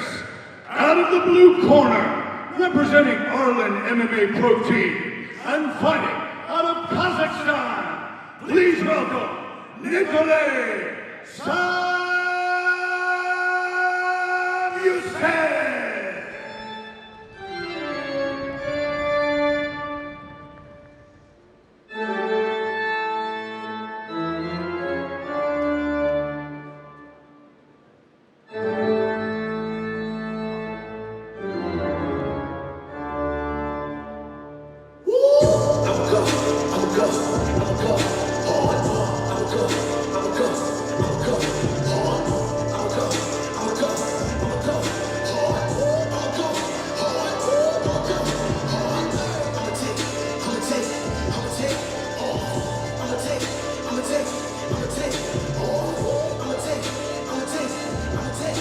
fourth fight of the night. It is Kazakhstan versus Kyrgyzstan in the featherweight division. Nikolai Samusev, undefeated as a professional at 8-0. 50% of his wins coming by way of finish, 3 by KO or TKO, 1 by way of submission. It must be said, Kirik, this is his first time fighting internationally. This is his first time fighting outside of his native Kazakhstan.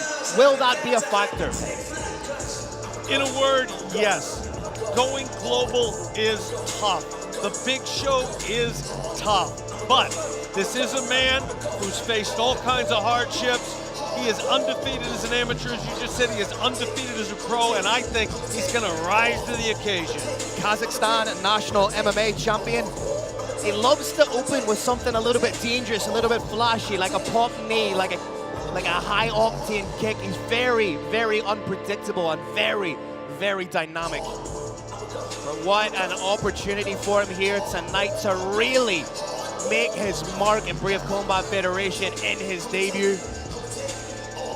Phil, we have really opened up, Brave Combat Federation has really opened up Central Asia to the world. You've got Kazakhstan, we've done multiple shows there. We've done shows in Kyrgyzstan, and as Muhammad Ali said, we don't get along, so we gotta get it on. These two nations are huge rivals across all sports, and none so much as mixed martial arts, because it is a fight. This is a fight for national pride here in Combat Kingdom, the Kingdom of Bahrain. As we said, 4 of his wins coming by way of finish, 3 of those finishes coming in the very first round, but he faces an uphill task tonight in Adalet Nurmatov.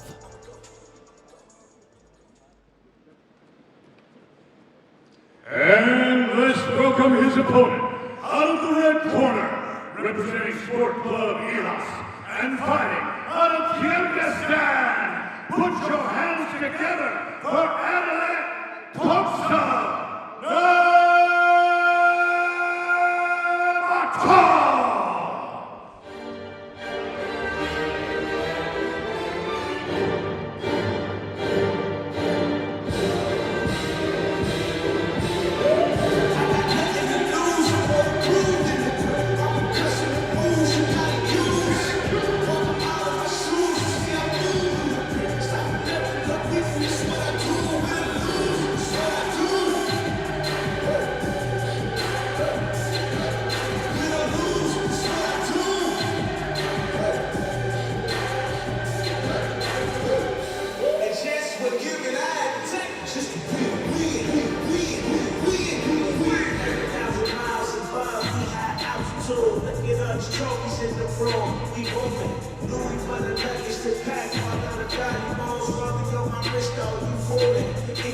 Adalet Nurmatov also making his Brave Combat Federation debut. He is the #1 ranked featherweight in all of Central Asia. 12-2 as a professional, 9 wins coming by way of finish. 5 of those finishes coming in the very first round. All 3 of his submission victories have come by way of rear naked choke. And this is a young man who trains with the reigning Brave Combat Federation lightweight champion of the world, Kubanychbek. So if you're training with that guy day in, day out, surely stepping into the Brave Arena with somebody else, that's almost going to feel like a holiday. That's a day off after dealing with a beast, after dealing with a boogeyman like that for an entire camp. In his last fight, he defeated Leonardo Castotti by a 3rd round TKO. That was in Bangkok, Thailand. This is a man who has never been finished due to strikes, and very much like his training partner, he has a granite chin and an iron will.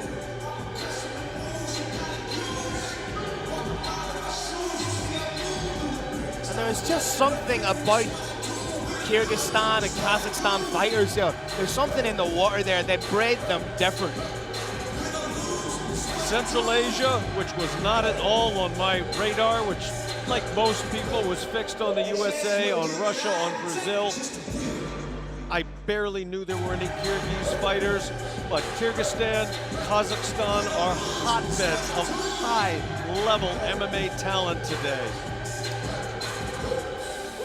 Final checks and balances being done before Anilet Nurmatov makes his way into the Brave Arena for the first time. And Kirik, both these fighters making their Brave debut, the world's only truly global mixed martial arts promotion. How are they feeling? In a word, happy. This literally is a day at the office for these beasts. It's the happiest day of their life. All right, Brave Nation.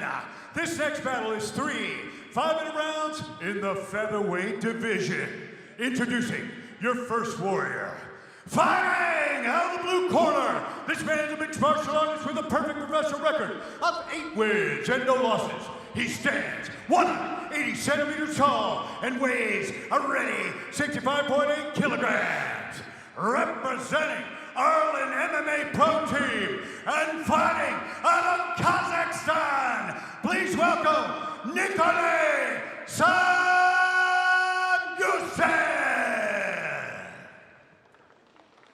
And his opponent, fighting out of the red corner, this man, a mixed martial artist with a professional record of 12 wins and 2 losses.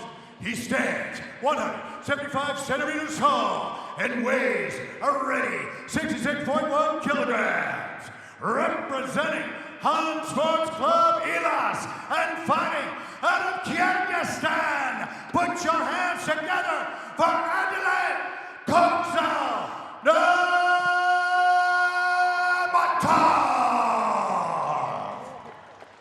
Your referee in charge of the action is Busan. Big thanks to the great and powerful Technographics, our gold sponsor. Tail of the tape. You see Samyusev a little bit taller, has a distinct reach advantage at 12 centimeters, Kirik. Is that going to be a factor? All depends on the distance management skills. We're going to get a view of them right now. Nice show of respect from both these incredible fighting nations. Thought about the jumping knee to Samyusev. He's landing big with the kicks. And even though they were blocked on the forearms, they can have a debilitating effect. Can break the forearm, Brave Nation. If that hardened shin, that shin that's been running into heavy bags for a decade, if it runs into a forearm, it can break the radius or the ulna or both. Nice pop and jab. Again, we have that southpaw orthodox dynamic. As you alluded to earlier, Kirik, keep an eye on the outside leg. Big shots being landed by Samyusev. Needs to be wary when he's exiting the pocket. It's a nice takedown. I was just saying that when Samyusev is exiting the pocket, the chin's very, very high. Nurmatov gets in on a great takedown, and now you're seeing that hallmark of the Sport Club Ilhas fighters, that grinding style, the takedown. It is really, really tough, Brave Nation, to get a takedown in Brave Combat Federation cage. But Nurmatov seems to be not just getting the takedown, but holding his opponent down. That is quite a feat in and of itself. Step 3, of course, is start striking from top. Looks like he has that wrist control. It'll be interesting to see if he passes that underneath Samyusev. Catches it with the other hand. Samyusev has 2 butterflies now. Let's see if he's going to attempt to elevate and sweep. So far, we're not seeing any striking from top. Passes to the half, but then reclaims the butterfly. Nice work by Samyusev. Samyusev looking to stand. Oh, Nurmatov trying to shelf those legs. But again, good work with the butterflies from Samyusev. Butterflies are stopping any significant strikes from coming down. Also stopping any progression. May try and push away and get up, but eats a big shot on his way up. Absolutely. A little bit of a cheeky fence grab right there. We got a hook in. We got 2. We get a body triangle. Body triangle. And what I love is the way that he's got his instep laced against the back leg for a little bit of extra torque and control. Very, very intelligent from Nurmatov. The body triangle. Every time you take a breath out, you're essentially constricting yourself even further. The escape from here, Brave Nation, is not a simple one. You need to roll to the side that it's locked on, just as Samyusev is trying to do, but also needs to be wary of not giving up the neck. He's doing the right thing. He's trying to alleviate some of that pressure by rolling to the side that it's locked on. But Nurmatov trying to sneak That arm underneath, as we said, all of his submission wins coming by way of rear naked choke. He looks like he's on his way to number 4. Has the bicep grip. This could be it. Tight. This may be short time, Brave Nation. Referee checking to make sure he's not asleep. He's not. Gave the referee a thumbs up. Good job by Samusev to fight the hands. Maybe fading to black, though. Well, he looks like he's safe. Beautiful work from Samusev. We thought that was deep. With that body triangle still in place, though, breathing is very, very compromised. Blood supply to the brain may have been a little bit compromised. This is not an easy place to be.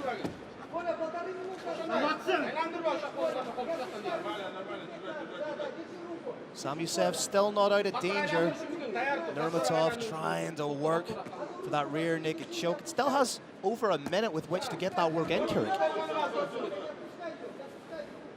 Samusev trying to turn in towards Nurmatov. If he does that, he would find himself in the advantageous position, but not likely to happen. If he wants to turn, he has to get his opponent's knee aiming up, and then he may be able to explode those hips. Right now, there's simply too much contact for it to be likely to work. Nice wrist control here from Nurmatov. Switching arms, trying to dig that blade underneath the chin. It's incredible back control from Nurmatov. Samusev trying to get in a couple of shots of his own. He needs to protect that neck, needs to try and go 2-on-1 on that arm, swing the arm over his head like a baseball bat. Nurmatov just doing a phenomenal job here of riding, striking, tiring his opponent out. Very dominant first round for Nurmatov. And I don't think anybody's surprised at the level of dominance there from Nurmatov, given the fact he's fighting out of Kyrgyzstan, that he trains with our lightweight champion, Kubanychbek. There is, of course, an old saying in mixed martial arts, never leave it in the hands of the judges. But a round like that, you can leave it in the hands of the judges. 10-9 for Adalet Nurmatov. A little look at some of the action. We've seen Nurmatov trying to open, Samusev trying to open up with a big knee. And it's the takedown from the clinch that was so impressive from Nurmatov. And after he secured that takedown, he was essentially having everything his own way. Beautiful outside trip. Kirik, what does Samusev need to do to prevent something like that happening again? Move more. He now knows his opponent has excellent, excellent timing. He unfortunately can't set down and throw strikes the way he would like to. He's gonna have to play pit-a-pat a little bit, because if he sets down, tries to throw a big shot, sure, there's a chance he could win it, but there's a far, far bigger chance that he ends up getting put on his back and subjected to increasingly worse pins, ending potentially in a submission. Second round ready to go. Both fighters look primed and ready. Thanks to Skype Medical, our health and sleep partner. Oh! Something happened there. Injury. Fight's over. Injury to the knee. I'm not sure what happened. Brave Nation, we're going to have to get a replay of that. Oh, the knee just seemed to give from underneath him. Nurmatov, much to his credit, isn't celebrating, isn't jumping around. Oh, and you can see the distress on his face. Here we go, ladies and gentlemen. We're going to see exactly what happened. We're going to have to see it from the start. This unfortunately happened. I believe it's a dislocated knee. You can see a little bit of a dislocation on the inside. We unfortunately haven't yet gotten to have a look at the moment it happened. Oh, it's his arm. Is it his arm? We're now watching the medical staff. The arm's dislocated, not the knee. It was the arm. That to me would say that it's a pre-existing injury. Almost certainly. This has happened only a handful of times in mixed martial arts history. Brave Nation, we've got world-class medical care here. The doctor that you see attending to the fallen fighter is himself a black belt in jiu-jitsu, and not just a black belt, he is a champion. This is somebody who knows combat sports injuries from both sides. Again, we've got world-class medical care. Looking at this replay, We see a glove touch. And was it he trying to wind up on the... Oh no, it was because he fell. It was when he fell. He went to post out. When he fell, he went to post out. Absolutely unbelievable injury. That's a freak accident that you just can't call. Oh, that's so Nikolay unfortunate. Samosev threw a kick. Maybe it was a little tight coming right out. Slipped and fell back. Reached out with his hand, and the elbow dislocated. To his great credit, Kokzal, Adalet Nurmatov realized something was wrong, could have gone on the attack, thrown some punches, did not, and instead showed concern, as you see right here, for his opponent. This is the kind of character shown that characterizes Brave Combat Federation. This is Brave Combat Federation.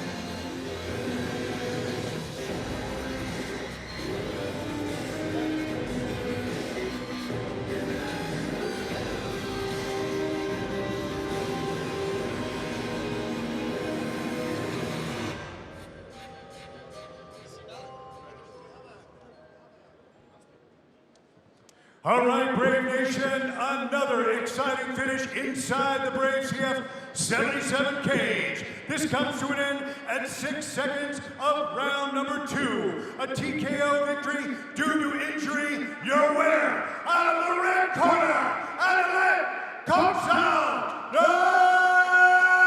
Nurmatov.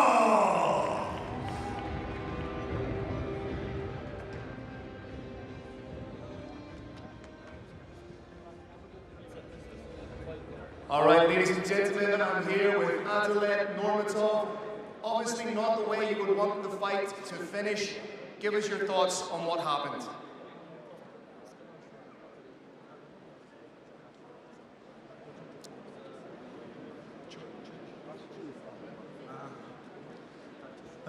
Всем ассаламу алейкум, приветствую всех.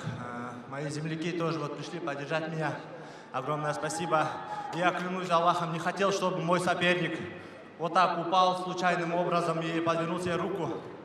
Но на все воля Всевышнего Аллаха. Я, честно сказать, делал за него дуа, за себя дуа, чтобы мы провели этот поединок без травм.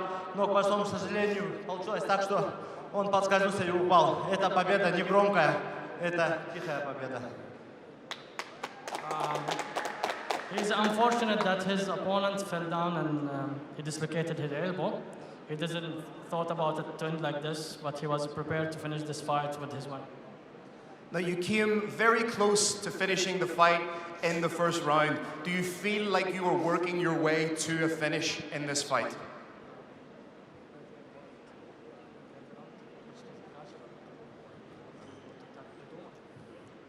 Нет, я бы, если получилось нормально, я бы его досрочил. Но как-то не получилось. Не хотелось тратить свои силы. Я был готов даже на 5 раундов. Я готовился, я провел тренировочный лагерь очень хороший. Мои спарринг-партнеры очень мощные пацаны были. И поэтому я был готов на все 3 раунда. В принципе, закончить таким неинтересным способом бой я не хотел. Из-за этого я, можно сказать, и отпустил, чтобы не затек. Once he found that he couldn't finish it in the first round, so he was ready to even go to 5 rounds. So that's why he was just holding it, getting ready for the next round. Your teammate Abdisalam Uulu Kubanychbek is fighting in the main event. Can you give us a prediction for that fight?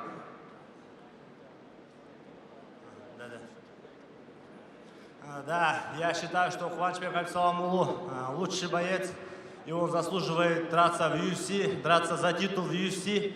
На данный момент в этой организации 70 килограммов ему нету равных.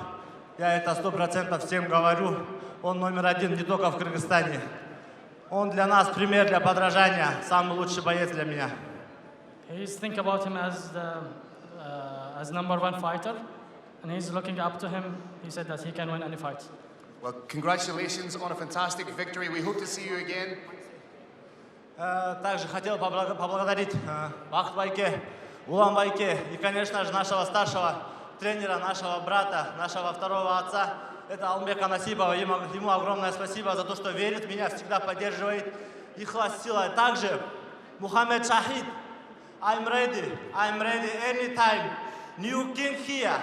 I'm ready. 66 kilogram. I'm ready anytime. 66 kilos, he's ready to go. Congratulations, sir. We hope to see you again. Ladies and gentlemen, give it one more time. Adelaide Normato!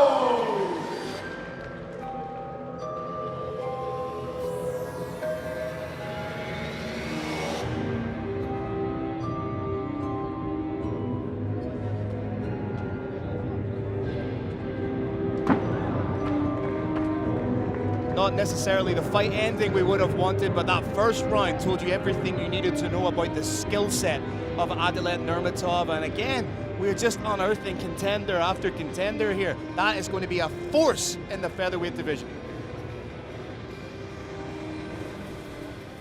This bout is brought to you by Brave Gym. Training for mind, body, and spirit. Brave, it's more than a gym. Coming off a tough loss against Elias Jorn back in June, Olzhas Eskaraev wants to get back to the winning column.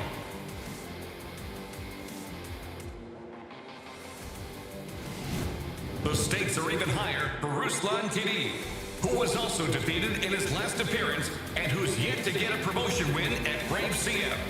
It's a do or die for both men. Coming up next, Olzhas Eskaraev faces Ruslan Tedeev in a 71.5 kilogram catch weight bout.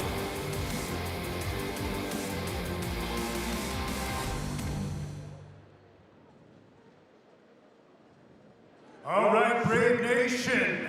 Before we move to our next battle, we would like to send a major thank you to Green Hill for all their support in making Brave CF 77 a massive success. Thank you, Green Hill. Let's bring out our next two warriors. First up, please welcome, representing Golden Team and Kings MMA and Fighting out of Russia. Please welcome Ruslan Tedeev.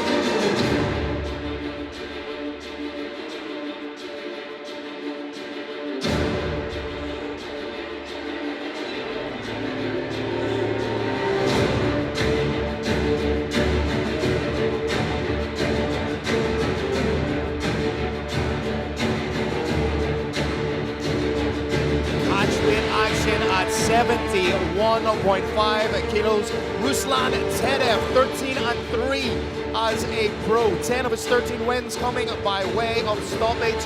7 of those stoppages coming in the very first round. He is a former Russian national MMA champion, a combat sambo world champion. This is a young fighter that thrives in the clinch, and he is thicker than a Snickers. At 5'10", this man is as wide as he is tall. Brave Nation, in order to reach this peak, this extraordinary peak of condition, you have to train for weeks, sometimes months. But when you get the human body to peak like this, there are also injuries. It also leaves your body liable to getting sick.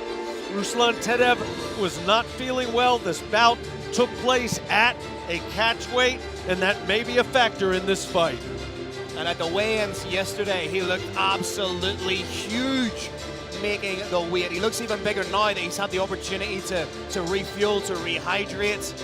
And look at the level of concentration on that man's face. Wants to get his first win here in Brave Combat Federation.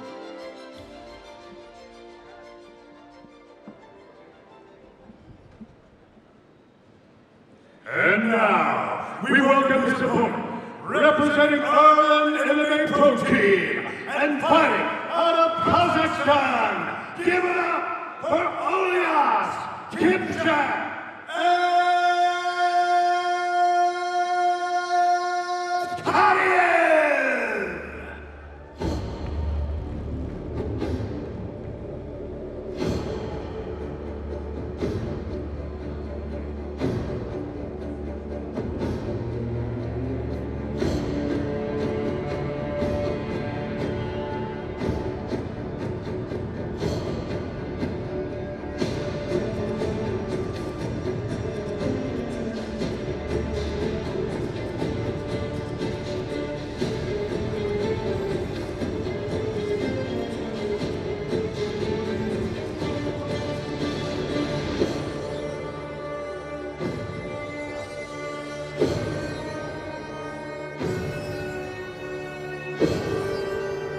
Nation, you are looking at undoubtedly one of the toughest fighters in Brave Combat Federation. Olzhas Eskaraev, 14 wins as a pro, 9 by way of finish. But Kirik, let's talk about his journey so far in Brave Combat Federation.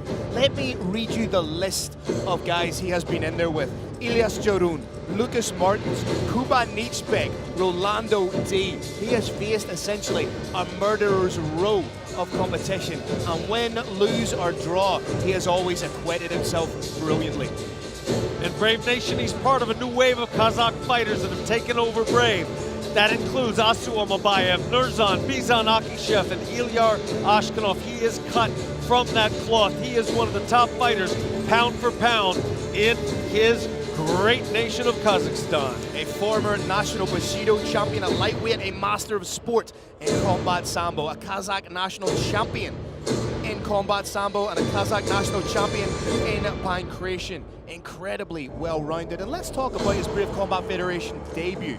I believe it was on 2 days' notice he came in and he submitted the former champion Lucas Martins.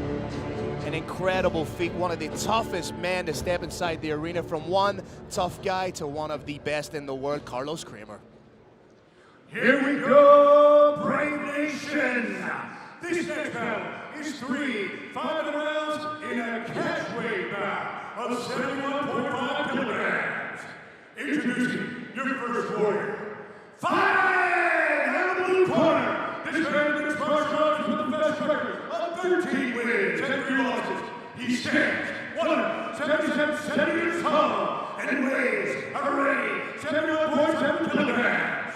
Representing Golden Team and Kings MMA and fighting out of Russia, please welcome Ruslan Tedeev.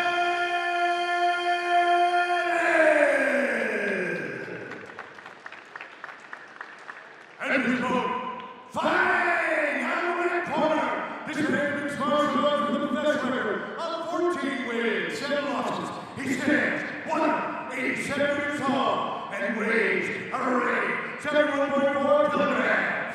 Representing our MMA pro team and fighting out of Kazakhstan. Put your hands together for Olzhas Kubanychbek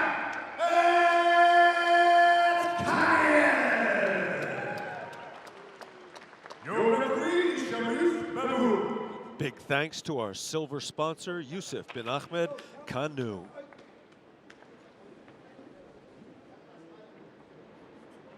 Cameraman taking his time, getting out of the cage. Here you see the tail of the tape. Olzhas Eskaraev, the younger fighter, taller as well by a significant amount. But Tedeev is so ridiculously strong. Phil, I'm liking Tedeev early or Kubanychbek late in this fight. Very wide-bladed stance from Eskaraev to negate the potential takedown threat.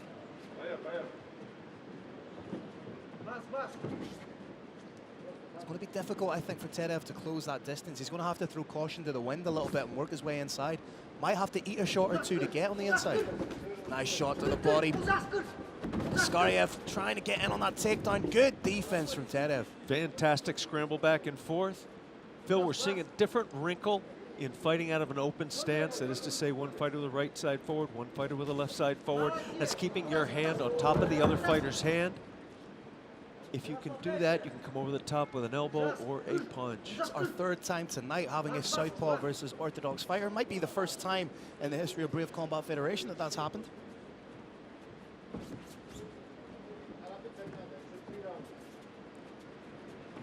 Tentative in the early stages. Ruslan getting off a decent kick. Oh, but it's a big shot. That was not far away from connecting with the chin.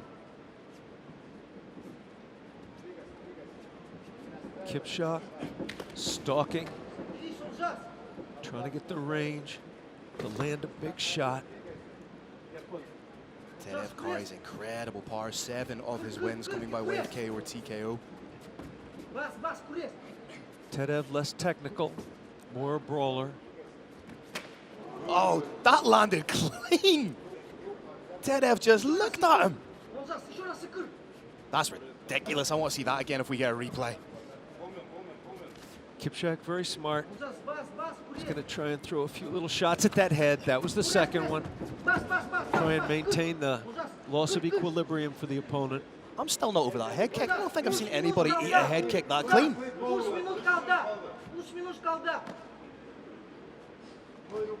Nice work from Kubanychbek in the clinch. Both these fighters thrive in these kinds of positions. Tedeev is a physical beast. I'm actually a little surprised, Phil, that he has not yet reversed this position. I think he's just waiting for his moment, almost like a cobra to strike. You can see he's digging in for that underhook. Just going to try and raise the level of Eskaraev. Little pocket of space there to be filled with knees. Eskaraev doing a good job, and there's the reversal. Very handily done. Effortless. Both fighters just wearing on each other now. Wonder if Eskaraev's going to go back. Oh, huge shots being landed. This is a dangerous fight. Wonder if Eskaraev is going to go back to the well with the head kick. If anything, the ferocity of that head kick, it opens up other possibilities for Eskaraev. Tedeev rips that head violently from side to side as he throws those looping shots. Olzhas may want to think about throwing a hook.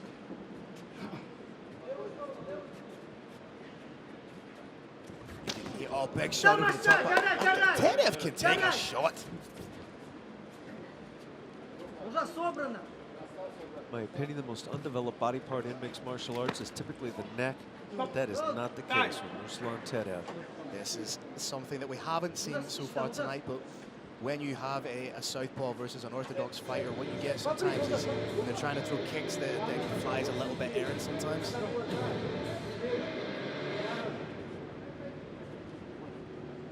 Warning from the referee just to keep the shots honest. That was a completely unintentional foul. It's almost Tyson-esque from Ruslan, the way he rolls underneath and tries to come over the top. His commitment is total here. How good is his takedown defense? Beautiful takedown by Eskaraev. Brave Nation, Eskaraev has multiple options here. He can try and further his position, going perhaps to mount. Keeping his base low, but he can try and strike. Tedeev trying to get that leg in. Submission. But he's put himself in the half-guard position. And Carrick, as we say, the half-guard position is, instead of mount, a lot of fighters favor that half-guard position to rain down shots. It almost anchors you to your opponent and prevents them from moving. Ideally, you've got your opponents back up against the fence when you do this. And then it absolutely is not just a half mount, it's about a three-quarter mount. Good work from Eskaraev, just landing these pot shots to keep himself honest. I'd like to see him frame off and hit a little elbow from here. Oh, there's a beautiful elbow. Just frames off, crushes it across the middle. And this is a great way to finish the round. Now, I get to see that head kick again. You get to see that head kick again, and I get to ask you, Phil, who do you think won that one? For me, like, Eskaraev, if he was fighting anybody else, would have won this fight by knockout already. But given the fact that he landed two great shots, got the takedown, that's money. That's a money head kick right there, man. Beautiful. Beautifully timed head kick. Got a little bit of wobble for his trouble. A little bit of wobble for his trouble. If there is a line of the night, it is that, my friend. Well done. Eskaraev gets the takedown, and he's so technically proficient, he makes things like that look easy. He landed some good shots, finished off with a beautiful frame-off elbow. Realistically, we're looking at 10, in my opinion, we're looking at 10-9 round for Eskaraev. Any deviation from that on your part, Carrick? None whatsoever, and I had said I liked Ruslan Tedeev earlier, Olzhas Kubanychbek, Eskaraev late, and now Olzhas has taken the first round early. Second round of what's been a wonderfully entertaining bout here. Phil Campbell, Carrick Jeunesse, Brave Combat Federation 77, live from the magnificent kingdom of Bahrain. Everything Tedeev throws is with bad intentions. Kubanychbek just a little bit more aggressive now. His confidence level is up. Thinks he's got his opponent's number. He needs to be wary, though, of walking onto a big shot from Tedeev. Has to maintain his composure at all times against somebody as dangerous as Ruslan Tedeev.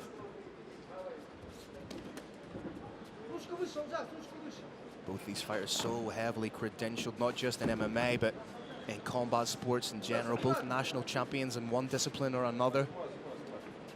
Tedeev doing a good job of moving in and out, being a little bit unpredictable.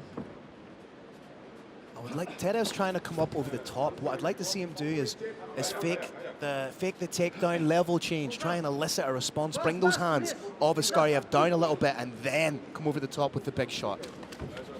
Even touch the knee to give Eskaraev the stimulus to react to.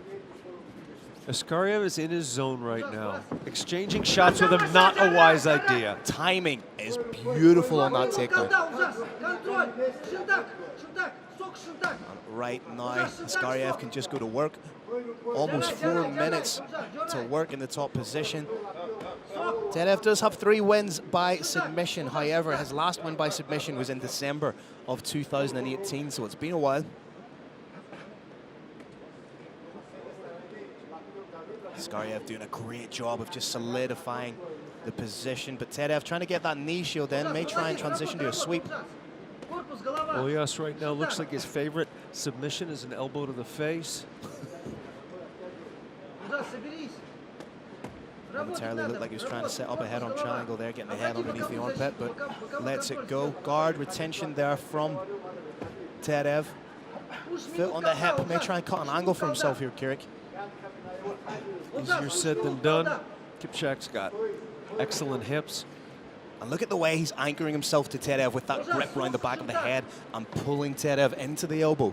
It's those little microaggressions, those little nuances that make Eskaraev such a dangerous fighter. Although Tedeev trying to jump in on a Kimura here, I believe. No danger appears to be present yet. May try and use it to sweep if he's not in a position to get the submission from it.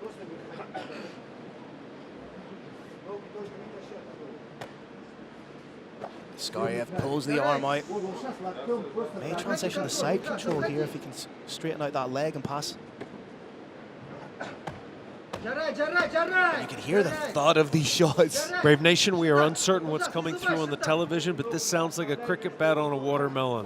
Whop, whop, whop from where we're seated cage side. Watch out for a potential Kimura here or an Americana from Eskaraev.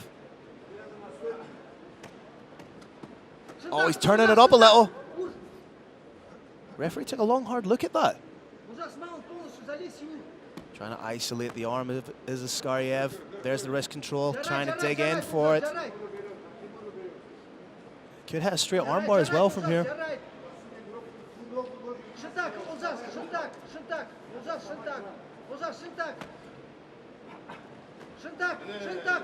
It's good accumulative damage. 90 seconds left.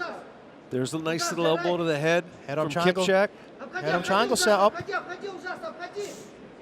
In all likelihood is going to have to go across to the other side. Yeah, he needs to pass. Oh! Getting there. Passes into essentially the three-quarter mount position. Another incredibly dominant round. Taking the back now is Eskaraev. Got a hook attempt, Brave Nation. Got a hook. We got a hook. We got 2 hooks, Brave Nation. Does he have enough time to work for the rear naked choke? 45 seconds to go. More of a face bar. It's not quite underneath the chin, but still incredibly uncomfortable. You can break a jaw from this position. If you retract that jaw, if you pull it enough, it absolutely compromises breathing, as he's we're under the seeing chin here. now. He's under the chin now. This could It's be in, it. it's There over. it is. Eskaraev back in the winner's column with perhaps the most dominant performance in his Brave Combat Federation career thus far. Talk me through it, Kerry. Brave Nation, I am not sure there is any fighter who wants a win more than somebody who's coming off a loss. We had 2 fighters here coming off a loss. They gave it their all, and in the end, it was Olzhas, Kubanychbek, Eskaraev with a rear naked choke. Hopefully we can see a little bit of that action again. It was the readjustment, it was that little micro readjustment. He was across the face for the face bar, then just shifted ever so slightly and pop! The plate goes underneath the chin, elicits the rear naked choke, and Olzhas Eskaraev picks up the 5th submission win in his career. The face bar may have been so painful it caused a little readjustment. And that's exactly what it was, when that chin moved just ever so slightly, boop, radius of the ulna slip under there, and it's either fade to black or tap.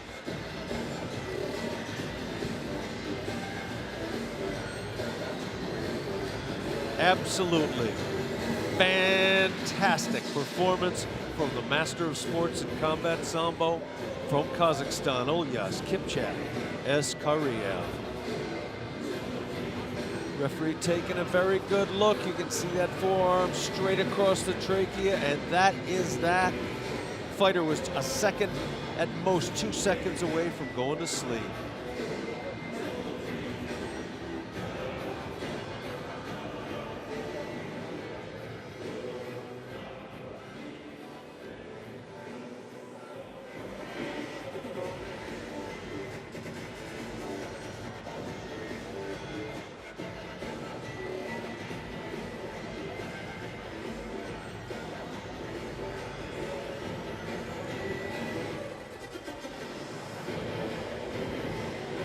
All right, Brave Nation.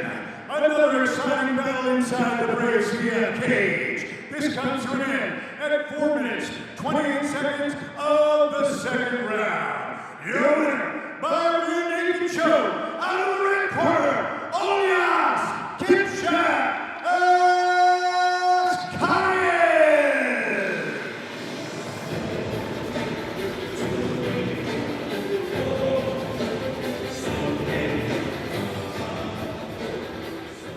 All right, ladies and gentlemen, I'm here with the victorious Olzhas Eskaraev. Congratulations on the win. Did that go down exactly the way you wanted it to?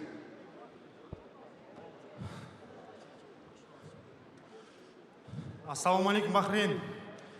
Барлық қолдаған ағайындарға. Бірінші бой туралы. Бой өтті, дайындық бәрі жақсы өтті. Бұл бойға ұзақ дайындалдық. Рахмет соперникке. Айтпақшы, бүгін мен әкемнің туылған күні 68 жасқа толып отыр. Папа, бұл жеңістің бәрі сіздің үшін. Қуаныштымын.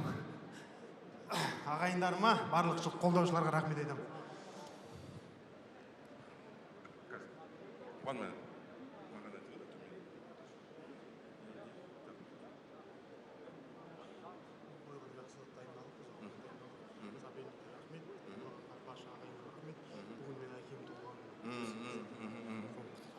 Hello, Bahrain, salam alaikum. I was prepared a long time for this fight. This fight was for me very great. Thank you very much for my team, for my father as well. My father has a birthday today. Now, were you surprised at just how tough Ruslan Tedeev was? He had a huge head kick in the first round. Were you surprised at his toughness?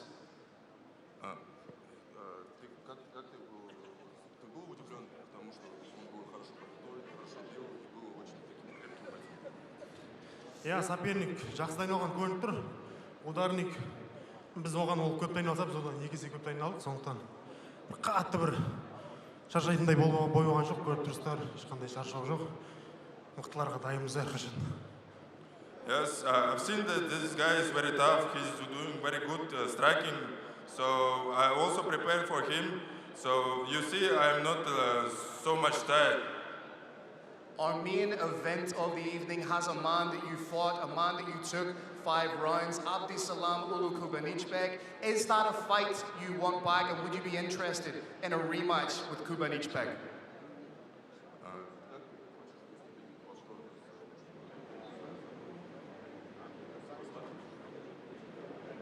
Әрине, ондай бой мүмкіндік беріп отырса, бойсқа шыға қойын. Но бірақ, мен контрактым аяқталды, соңғы бой. Сен маған жақсы контракт бердіңдер. Сосын мен бір жекпе-жек ұтайын, сол кезде достойный болатын сияқты мен поясқа шығуға. So my contract said, please, I need to make the new contract for you as well. then we will see. Also, it's going to be interesting for me, any fight, so I'm prepared for anything, so let's see. Well, congratulations on a fantastic performance, sir. We hope to see you again. Ladies and gentlemen, Olzhas Eskaraev!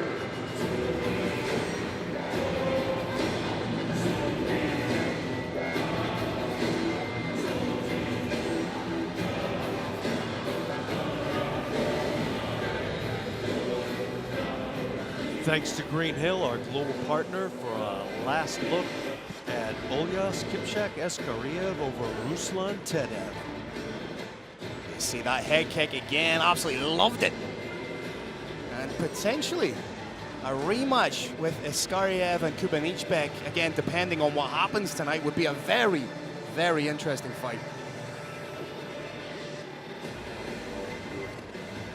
You see some of the action, the back and forth, and the fluidity of the takedown is what was incredibly impressive from Eskaraev. Yeah, when you see a takedown that looks that easy on the likes of Ruslan Tedeev, you know the technique is perfect.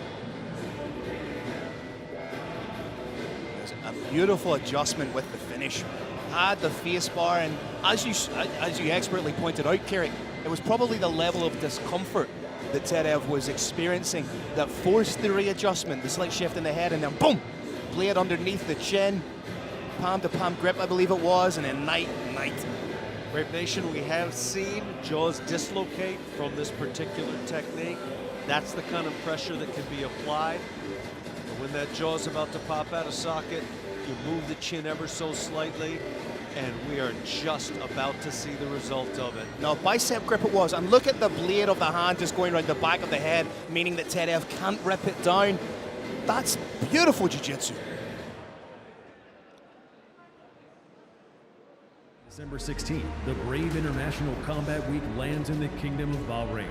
For a record-breaking week of amazing fights, legendary rivalries, the stars of tomorrow, and the heroes of today. In partnership with the IMMAF and the Asian MMA Federation, BICW closes a historic 2023 with the Asian Amateur Championships and the biggest Brave Combat Federation events of the year. Witness the future and present of MMA under one roof. Don't miss it.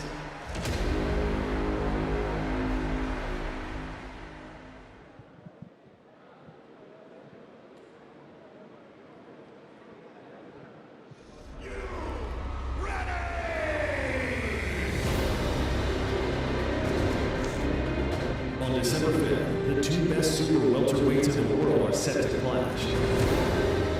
In the co-main event of BRAVE CF 77, Marcin and Bandel, the number one 175-pounder in the world.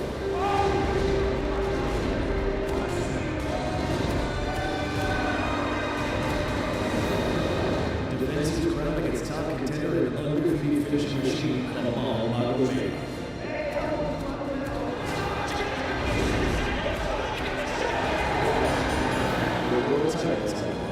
Mistakes have never been made.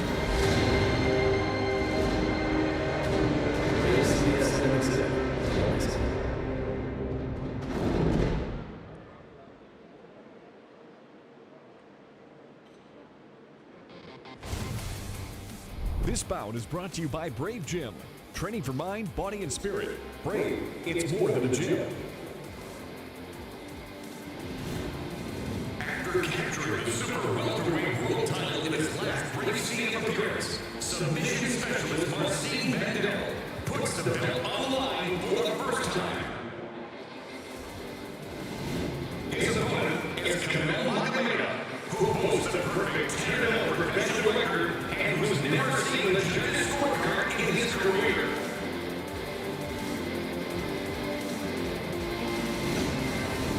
Coming up next, Marcin Bandel takes on Kamal Magomedov in the super welterweight world title co-main event of the evening.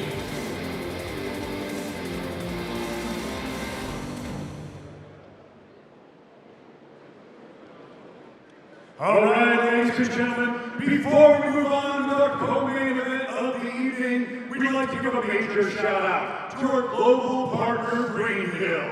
Thank you, Green Hill, for all of your support. Let's welcome our first warrior into the BRAVE CF Arena for our co-main event of the evening. Fighting out of the blue corner, representing Marcin team, Gladius Club, and Universal Fighters, and fighting out of Clean Russia, presenting the challenger, Kamal Magomedov.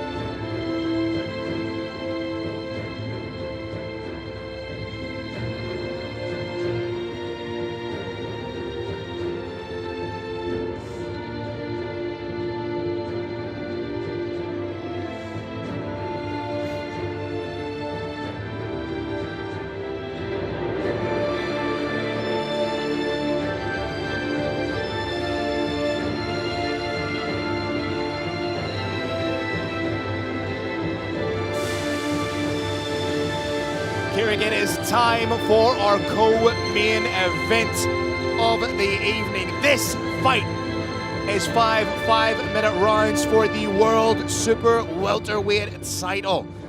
Kamal Magomedov, the #1 contender, the challenger, perfect at 10-0. All 10 of his wins have come by way of finish. 9 of those finishes coming in the very first round. He is a representative of the new breed of fighter. Well-rounded everywhere, dangerous everywhere. And Kirik, it's not outside of the realms of possibility to say he's potentially the favorite going into this fight. A lot of people are saying that. I'm not sure I buy it, Phil, but what I do buy is that at just 10 fights, he has already faced down tremendous fighters. Most people, their first 10 fights, 20 fights, 30 fights are all in their home country. The fighter you're looking at here has fought already after just 10 fights in Russia, Portugal, Japan, Dominican Republic, and Bahrain. For the first time in his career, in his last fight, he went to a 3rd round, showing that cardio was not an issue. That was maybe the only potential question mark about his fighting style, was the fact that he hadn't really been beyond the 1st round. Now in doing so, he's, if anything, strengthening his case, strengthening his lore, his legend, by showing that he can keep it going and sustain a pace hitherto unknown in the Super Welterweight division. And a quick shout out to Brave Combat Federation for the Super Welterweight division. Once again, Brave leads the way in fighting the culture of extreme weight cutting. A man who leads the way in terms of top-notch cage announcers. Ladies and gentlemen, Mr. Carlos Kramer. And let's welcome his opponent, out of the red corner, representing Zenith Fit Fabric and fighting out of Lodz, Poland. Put your hands together for the Brave Combat Federation Super Welterweight Champion, Marcin Bandel.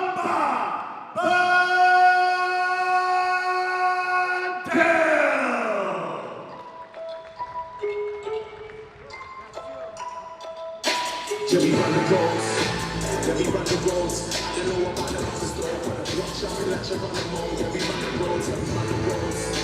Let me run the roads. I don't know about the buses though, but I'm not jumping like you run the mode. Let me run the roads. 20 deep since 17, I've been a rebel. Defend my team like the Neville brothers, got 7 lovers on the levels. Need a wrist full of pebbles, yeah I mean Ruby's better than the devil. She's stripped like acetone, the way that it clapped deserving Oscar like DiCaprio. The body massive like Cardinal, for the kitty back I put it Capo. I'm kinda picky like a Nafro. Twinkles for custody, this is an Abbey Road, tell her adios. Presenting the reigning, defending, undisputed Brave Combat Federation Super Welterweight Champion of the world, Marcin Bandel. But this, it's no surprise, it's no shock what this man is going to try and do. He's going to try and rip one of your limbs, separate it from your body. That is just how dangerous he is. 22 wins as a professional, 20 by way of finish, all in the 1st round. 19 of those wins, Kirik, coming by way of submission.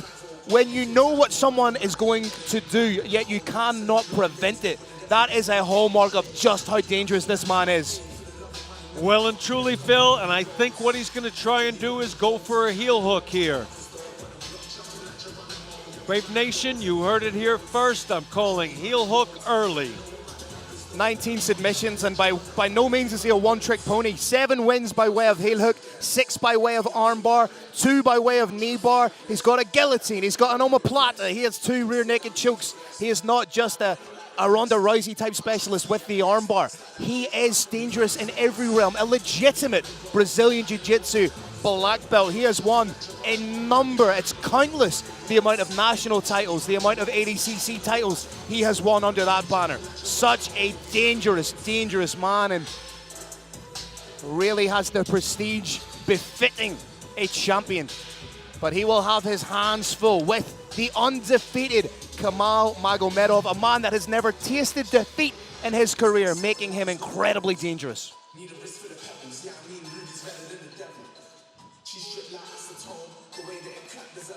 The champ is here.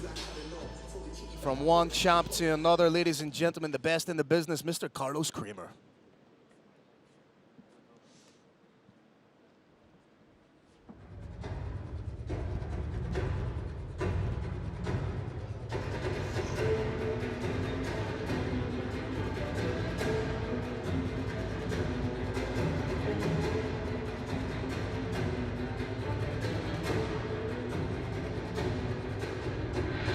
Oh, the Brave Nation! This next battle is our co-main event of the evening! 5 rounds for the Brave Combat Federation Super Welterweight Championship of the World! Introducing your first warrior, the challenger, fighting out of the blue corner! This man mixed martial arts with a perfect professional record of 10 wins and no losses. He's 173 centimeters tall and weighs already 78.7 kilograms. Representing running team, Gladius Club, and Universal Fighters, and fighting out of Russia. Please welcome the challenger, Kamal Magomedov.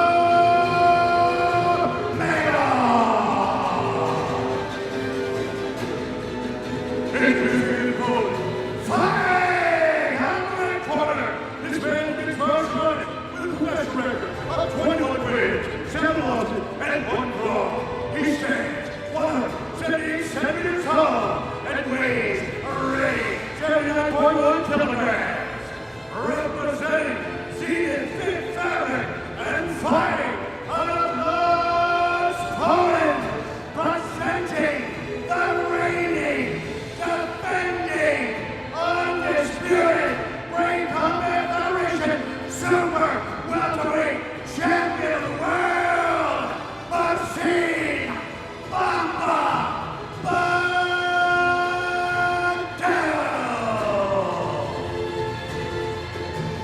For referee instructions, it's the man, Tedeev.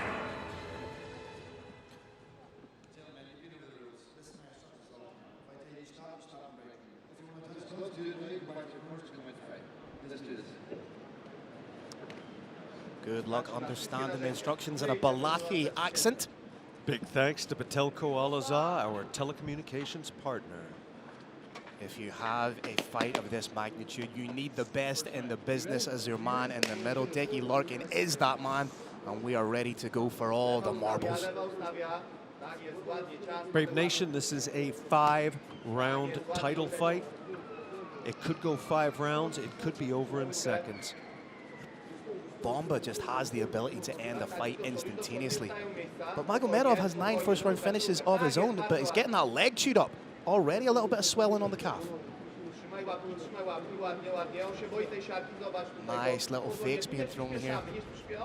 Solid misdirection being implemented here by the champ. Bamba's getting his reads, Brave Nation. He's faking that low kick. That calf kick could be a low kick, outside low kick to the thigh. He's seeing what his opponent does, and he's going to take advantage of it. Oh, it's a big shot right down the middle there. That got the attention of Bamba. May have caught a knuckle in the eye, which causes irritation at first. Those leg kicks from Bandel are fantastic. Sorry, that is 3 already. Magomedov needs to start checking the kicks, and he's switching stances. That lets me know that the leg has been hurt. When you see a fighter switch stances after a leg kick, that is 4. Partially checked, but look at the reddening of the calf. Brave Nation, Kamal has got to turn his knee out so he catches his opponent with a kneecap or the upper part of the shin. Oh, beautiful short uppercut. Nice work to the body, and this is Bandel trying to get in on the takedown. Good defense. Bandel wants nothing more than to create a chaotic situation, a little bit of a scramble. Could be a takedown attempt where the fighters separate just slightly. There's a limb or two hanging out there. He will take it home and break it. Has the body lock, decides to let it go. Magomedov wasn't far away with that straight. Good use of the teep to maintain distance. Bandel needs to be careful not to rush. Those are some big shots coming over the top. Very smart to go high, one side coming down, and then low from the other side. Oh, not far away with the knee either. Not quite sure if it popped him. Oh, stiff jab. That was an absolute stinger of a jab from Magomedov. Solid 1-2 as well. Magomedov starting to feel himself with regards to the striking.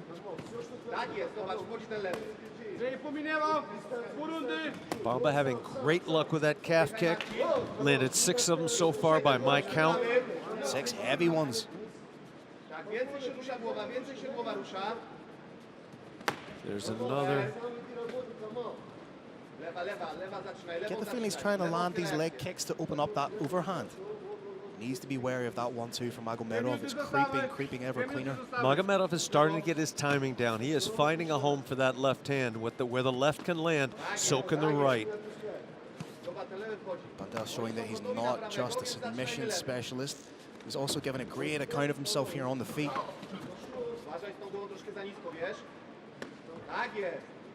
Good stiff jab. Needs to be wary when he's throwing the shot and it's landing to a certain extent, but he's dropping his hands when he retracts. He's putting just a little bit too much behind those looping shots, opening himself up to various counters. The hands are low when he retracts after throwing his shots. I'd like to see him. Oh, he got Kamal to bite on the leg kick feint.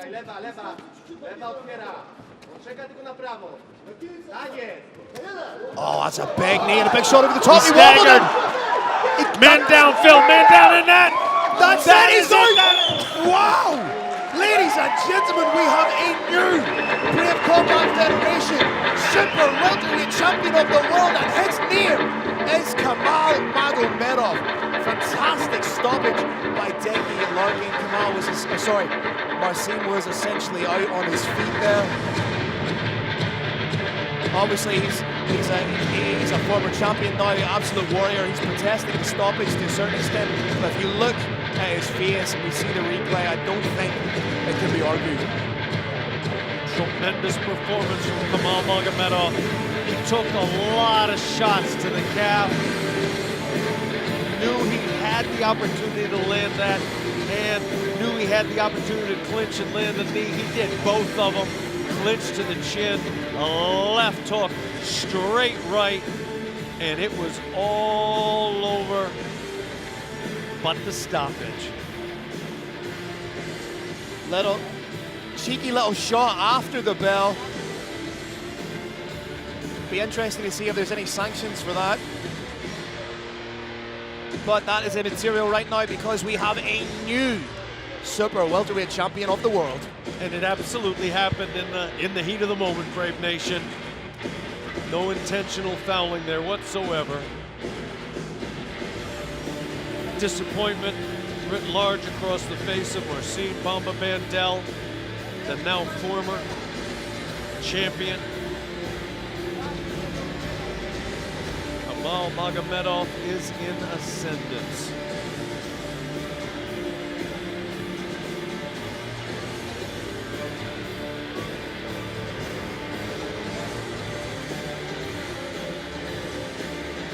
The ritual you see now, Brave Nation, is each fighter embracing not only their opponent, but their opponent's coaches, everybody expressing respect.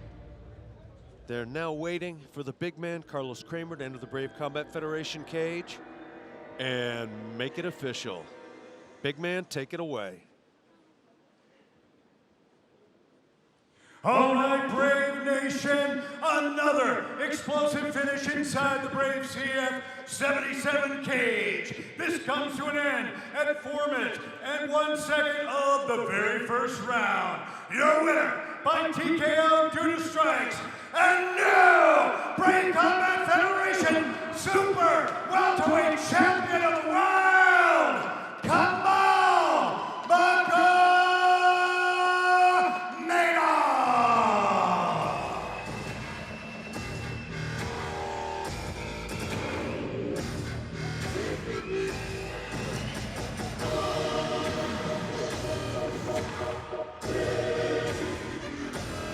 All right, ladies and gentlemen, I'm here with the new Super Welterweight Champion of the World, Kamal Magomedov. Kamal, just how good does it feel to have this belt over your shoulder? Добрый вечер, ассаламу алейкум, Бахрейн. Я очень рад здесь выступать у вас на таком промоушене. И также очень рад, что завоевал титул. Не подвел, кто в меня верил, поэтому эмоции переполняют чуть-чуть. He's so happy that being here in Bahrain and winning this belt. He's happy for everybody who believed in him. Congratulations. Now, it was a very, very interesting first round. You had some heavy leg kicks. How hurt were you, or how compromised is the leg?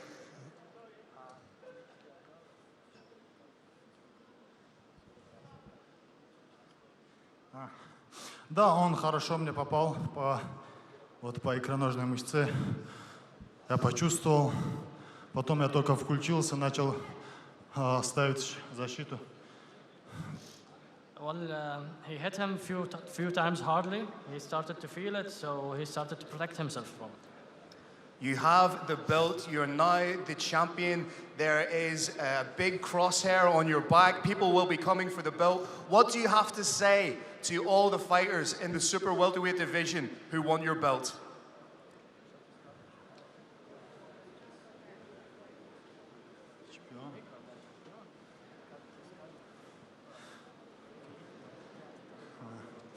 Кстати, я долго не хочу здесь задерживаться, хотя мне нравится эта лига. Я хотел бы попросить, кто здесь главный. Я смотрю, наблюдаю, вы много ребят подписали в UFC. Также хотел бы попросить, чтобы я бы тоже хотел попасть в UFC. Хотел бы также представлять Бахрейн, если это возможно. Согласовал с менеджером. Если у вас есть такие возможности, я был бы рад с вашей помощью попасть в UFC. Well, he's not planning to stay here for a long time. He's willing to fight anybody who's willing to fight. Congratulations, everybody. The last words are yours, sir. What do you want to say to the people back home who are watching this fight? What do you want to say to the people who support you?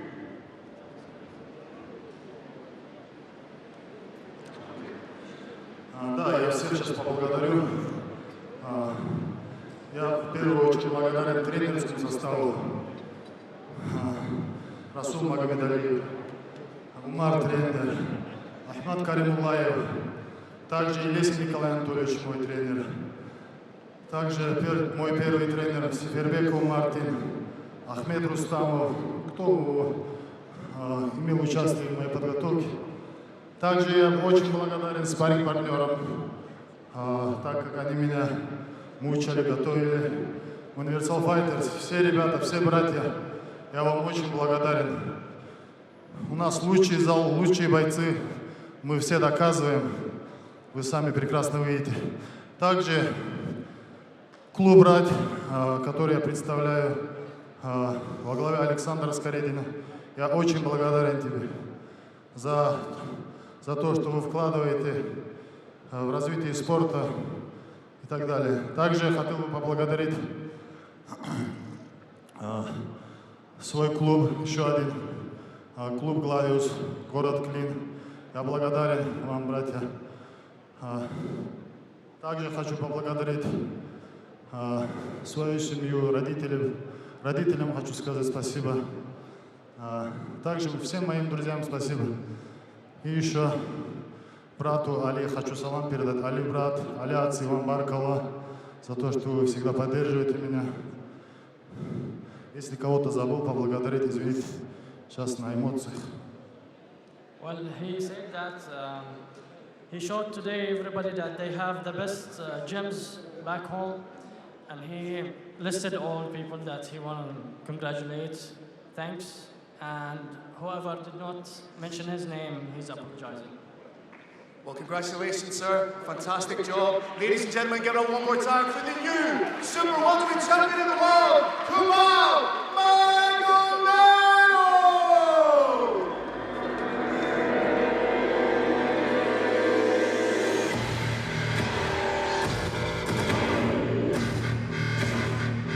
To the victor goes the beautiful Brave Combat Federation World Title Belt. And our thanks go to Olzhas, our electronics partner.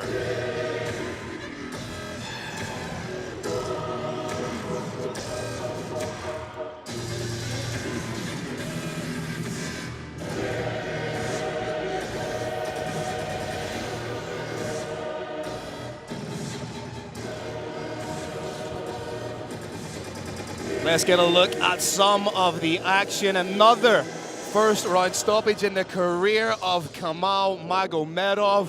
He had some big leg kicks. He said in the post-fight interview that he was indeed feeling those leg kicks. There you see the beginning of the end. The knee to hook. Huge shot. And there you see he's essentially out right there. Eats a couple of big shots. Yeah, he's gone right there. Brilliant stoppage by referee Dickie Larkin. A cheeky shot post-finish, or post-stoppage.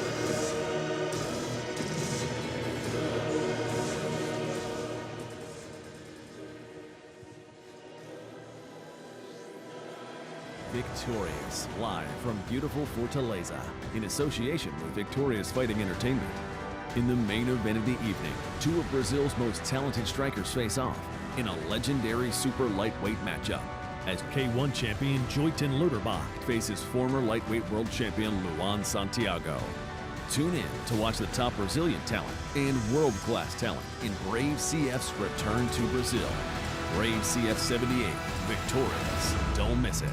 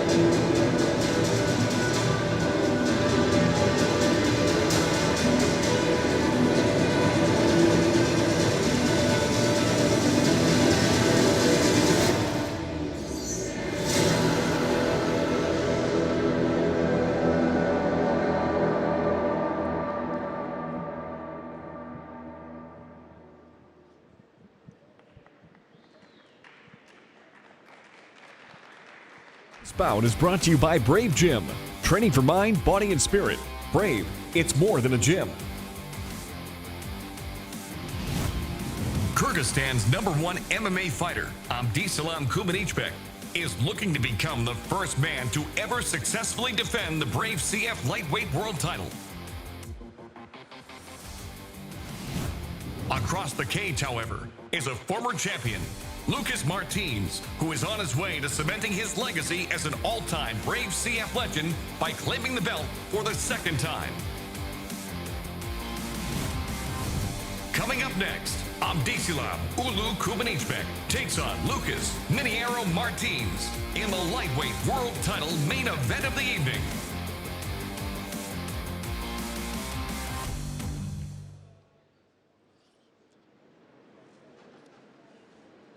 All right, Brave Nation, let's welcome our first warrior into the BRAVE CF 77 Arena for our main event of the evening.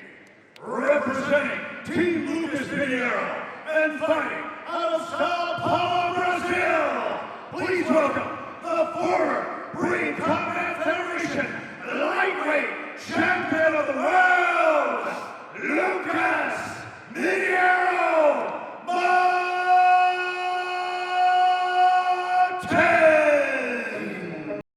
Swagger down the street with your red lips and funky beat. You better hold your head up to the sky. I'm gonna roll with you till the day I die.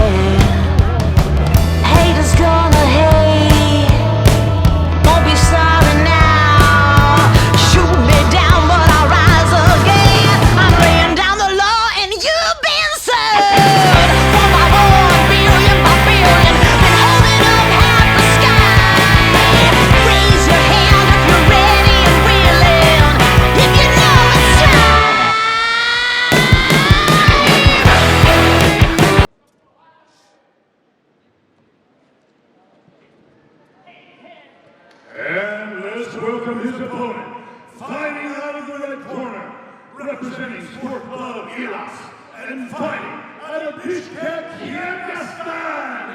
Please welcome the BRAVE Combat Federation lightweight champion of the world, Abdisalam Uulu Kubanychbek.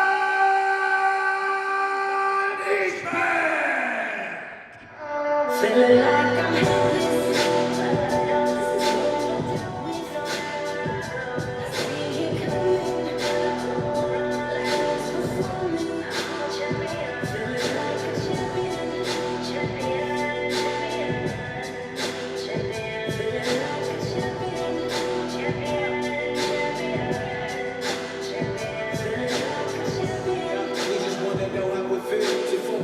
important and not just paying the bill. I made my own and did my own. Don't give a fuck about no deal. I ain't no slave, you ain't gonna own me. I'm just keeping it true. That's why I stay fast. You want a verse, I need 8 raps. It's only knowledge and wisdom. This ain't no fake rap. From the city where they Brave Nation, you are looking at one of the most feared men in all of global mixed martial arts. 13 fights undefeated. He has left a veritable trail of destruction in his wake. Unfortunately, he will not be defending the belt, but a win over someone with a name like Lucas Mineiro Martins was huge for this fighter. That just really propels him into that microcosm of superstardom. 20 wins as a professional, 15 wins coming by way of finish. 9 of those finishes in round number 1. The boogeyman of the division, and since his debut at Brave 32 back in December 2019, this man's legend has only served to grow and grow.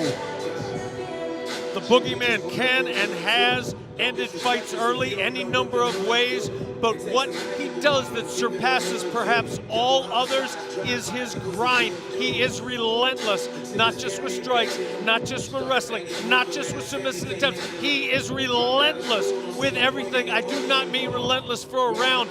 I mean relentless for every second of every minute of every round, round after round, times 5.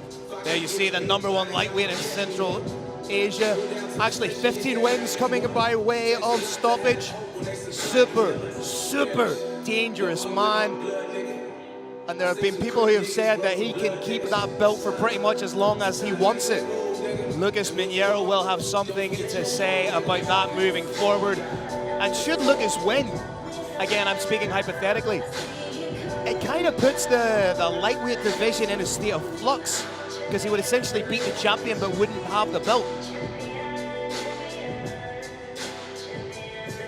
Could end up being a rematch, but right now we've got the match. From the match to the man, ladies and gentlemen, for the last time tonight, the inimitable voice of the one and only Mr. Carlos Kramer. And now, Brave Nation, it's time for a main event of the evening. Presented by our global partner, Green Hill and Al-Azhar Jewelry. This main event is sanctioned by the Bahrain Mixed Martial Arts Federation and its president, Mohamed. Your 3 judges for this bout are Sharif Babu, Shireen Strauss, and Kevin David. Your referee in charge of the action is the Bandit, Decky Larkin. 2 warriors are ready to collide inside the Brave CF 77 Arena. Brave Nation, don't blink for this one. This will be absolute fire. Our main event of the evening. 5 5-minute rounds in the lightweight division. 2 men enter. Only one leaves with his arm raised in victory. Who comes out on top in this amazing main event? It's time to find out. Brave Nation, let's introduce our 2 main event warriors. Can you feel the thunder? It's time to be brave. Before we begin, I have one question for you and one question only. To all those watching in the magnificent Kingdom of Bahrain and the millions watching around the world, Brave Nation, are you ready?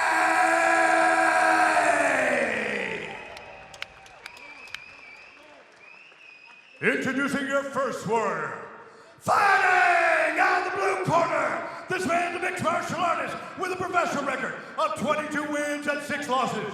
He stands 183 centimeters tall and weighs a ready 70.6 kilograms. Representing Team Lucas Mineiro and fighting out of Sao Paulo, Brazil. Welcome the former Brave Combat Federation lightweight champion of the world, Lucas Mineiro Martin. And introducing his opponent, fighting out of the red corner. This man's a mixed martial artist with a professional record of 20 wins, 3 losses, and 1 no contest. He stands 178 centimeters tall and weighs a ready 69.9 kilograms. Representing Sport Club Elas and fighting out of Bishkek, Kyrgyzstan. Put your hands together for the reigning, undisputed Brave Combat Federation lightweight champion of the world, Abdisalam Uulu Kubanychbek.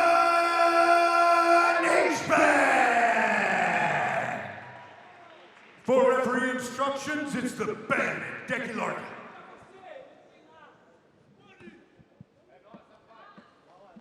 right, gentlemen, you've been over the rules. Listen to my instructions all the time. If I tell you stop and break clean. If you want to touch gloves, do it now. Let's go. Big thanks to our silver sponsor, Yusuf bin Ahmed Kanu. Deggy Larkin, the best in the business, is your man in the middle for this main event battle, scheduled for 5 5-minute rounds.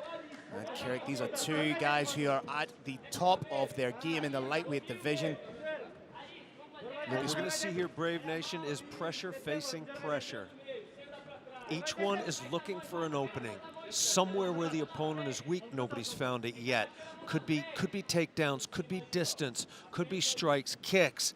They're each looking for it. They're feinting, waiting for the other person to react in some predictable, some repeatable fashion. Lucas Mineiro does have an unbelievable kicking game. If he can take out that lead leg of Kubanychbek, nice little shovel uppercut. Constant movement is what Lucas Mineiro needs. Can't find himself prone or static, or he will get taken down. That is potentially the cleanest shot that Abdisalam Uulu Kubanychbek has absorbed in Brave Combat Federation. He blinked, Brave Nation, but that is just about it.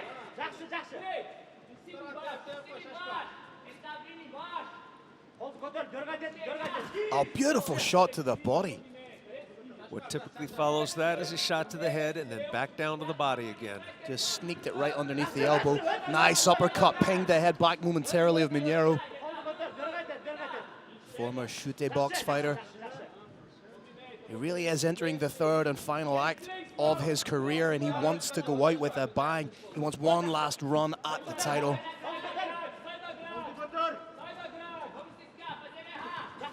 Concentration writ on these two fighters' faces is supreme.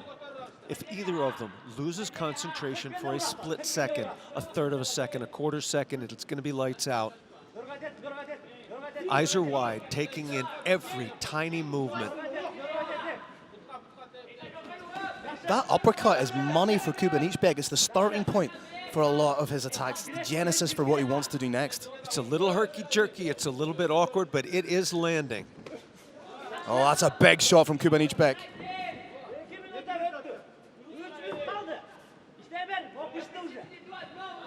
Midway point of the opening round, fast approaching. Kubanychbek is hanging in there with the hands. I don't think anybody would have predicted this, Carrick. Kubanychbek is absolutely finding a home for those hands, and having had success with it, what does he do? Changes gears, looks for the legs, has taken the back now. This is quintessential Omak fighting style. He is relentless, attacking from all angles, all heights, through all means. Trying to pick the leg. Good job by Mineiro to defend. And pops off a shot of his own. That's going to be huge for Mineiro, the fact that he was able to defend the takedown. Massive feather in his cap thus far. But it's a huge shot. He wobbled him. Mineiro has a habit of when he gets hit or rocked, he tries to fire back immediately, but in doing so, he puts himself into danger. Kubanychbek, it feels, Phil, like he's got his opponent's, he does. He's got his opponent's number right now. That's it. There's the takedown. Great job of shelving the legs, and I said it before, I do not think Kubanychbek was born. I think he was made in a lab somewhere. Frying pan to fire. We got both hooks in. Heavy pressure on those hips on the kidney. 90 seconds to work. Flatten them out. Deep pressure. Kubanychbek needs to be wary of hitting the back of the head. This could be it may be short. There it is! Is it? Wow, no protestation from Lucas Mineiro. He knows it was a fantastic stoppage. Brave Nation, when those hips sink down and the feet lift up, the opponent's legs, his thighs, are forced higher than the hips. It's tough to breathe. It's impossible to move.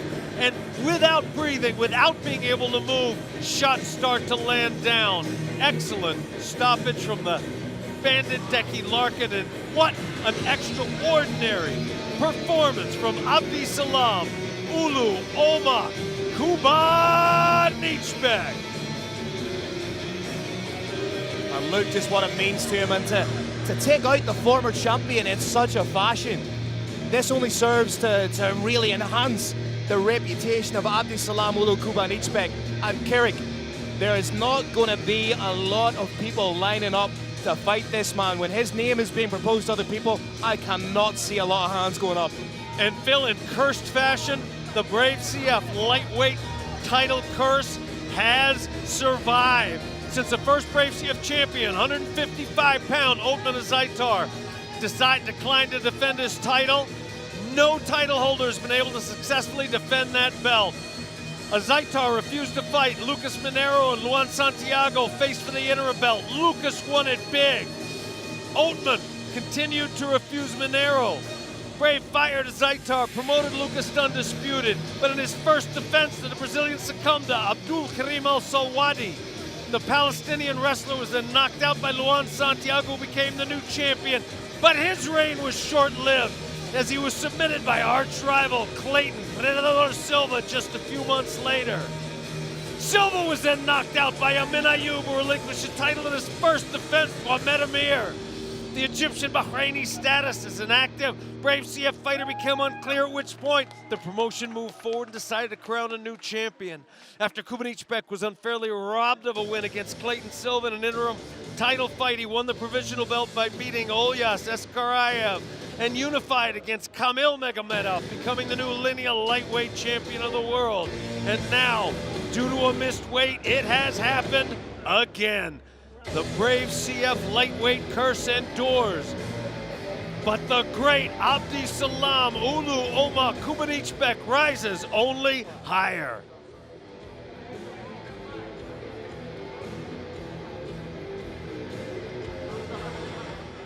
All right, Brave Nation. This main event comes to a dramatic end at 3 minutes and 39 seconds of the very first round. Your winner by TKO due to strikes, the Brave Combat Federation lightweight champion, Abdisalam Uulu Kubanychbek.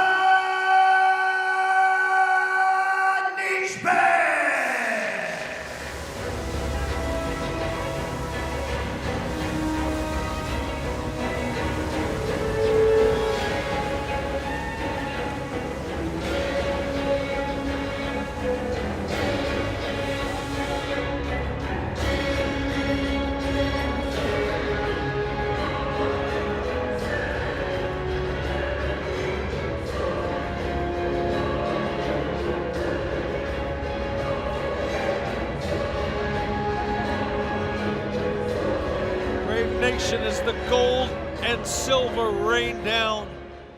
All right, ladies and gentlemen, I'm here with the champ Abdisalam Uulu Kubanychbek. Yes, this was a non-title fight, but talk to me about how you're feeling right now, getting a huge win over Lucas Martins. Assalamu alaikum, Bahrain. Я, альхамдулилlah, в первую очередь поблагодарю Всевышнего. Это победа. Всевышний дал мне. У меня ощущение сейчас, как ничего не говорю. Иншаллах, отлично чувствую. Well, he wanted to thank Allah for this win, and he cannot express his feelings. Was it difficult to get motivated for this fight, given the fact that Lucas didn't make weight and it was a non-title fight, and you're still waiting to defend your belt for the first time?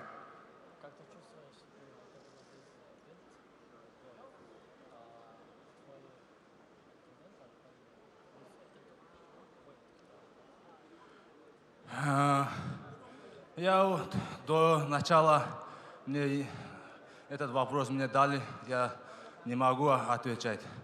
Я вот, иншаллах, я 2 месяца я готовлюсь Дагестан, именно школа Абдуманаба. Там я готовлюсь, мне поиграть нельзя. Я вот Мартин с тобой видел, он дыхание у него слабое. Он не мой соперник, брат. He never was afraid about any fights. He was ready since 2 months now. He's having his camp. So he couldn't declare any fights, whether there is a weight or without weight, with belt or without belt. You are a superstar in your native Kyrgyzstan. What do you want to say to the people back home, the millions of fans who are watching and who are cheering you on?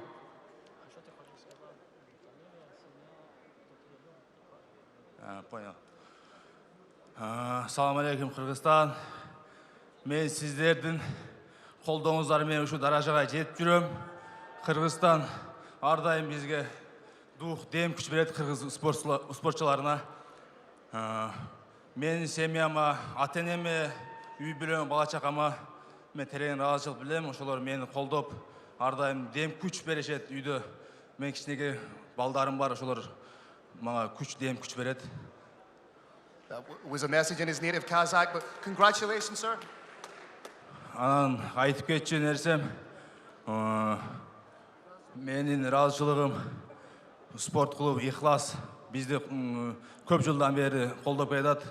Ошо спорт клуб, спорт Ихлас бизге демөөрчүлөргө Осмон Айбек, Осмон Нурбек агаларга терең ыраазычылык билдирем. Анан менин командама мен ардайым жанында жүрүшөт.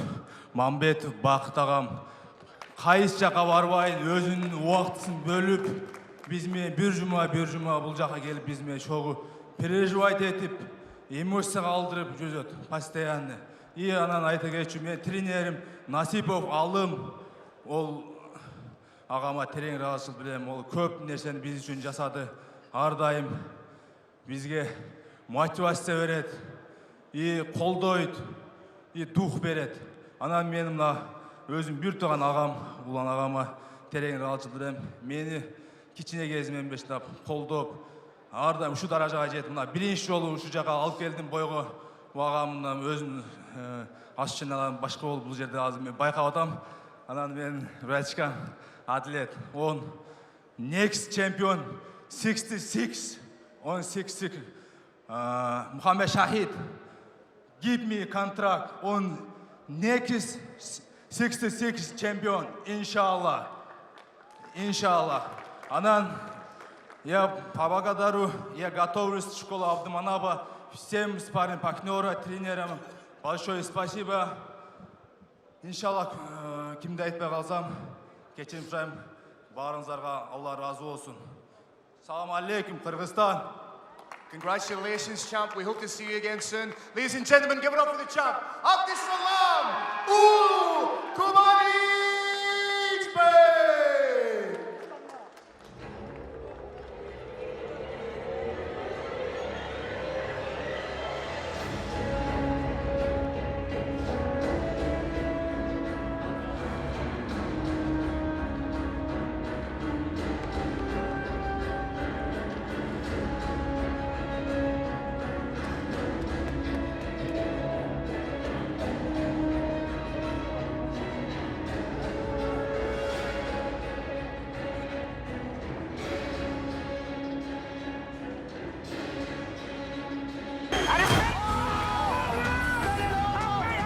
Thursday, December 7th, Brave CF returns to its second home in Brazil for Brave CF 78 Victorious, live from beautiful Fortaleza, in association with Victorious Fighting Entertainment. In the main event of the evening, two of Brazil's most talented strikers face off in a legendary super lightweight matchup, as K1 champion Joyton Luderbach faces former lightweight world champion Luan Santiago. Tune in to watch the top Brazilian talent and world-class talent in Brave CF's return to Brazil. Brave CF 78, Victorious. Don't miss it.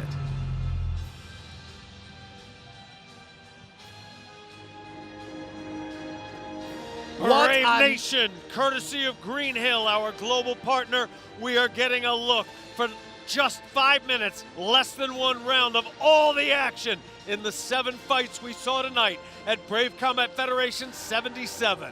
Haris Akselij with a huge win, getting it done in the very first first round. Then we moved right along into the bantamweight division. Nicholas Hwende exercising the demons of his last visit to Bahrain, this time picking up a huge win, and that's a guy that could be a real contender in the bantamweight division. The bantamweight belt, of course, is vacant, so he has as much of a claim as anybody else. Very cultured, patient performance from the young fighter.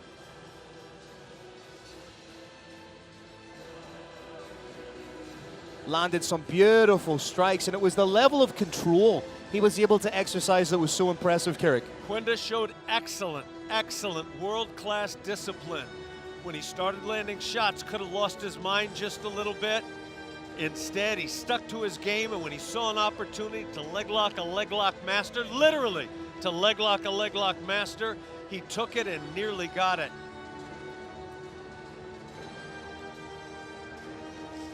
Improves his record to 7-1.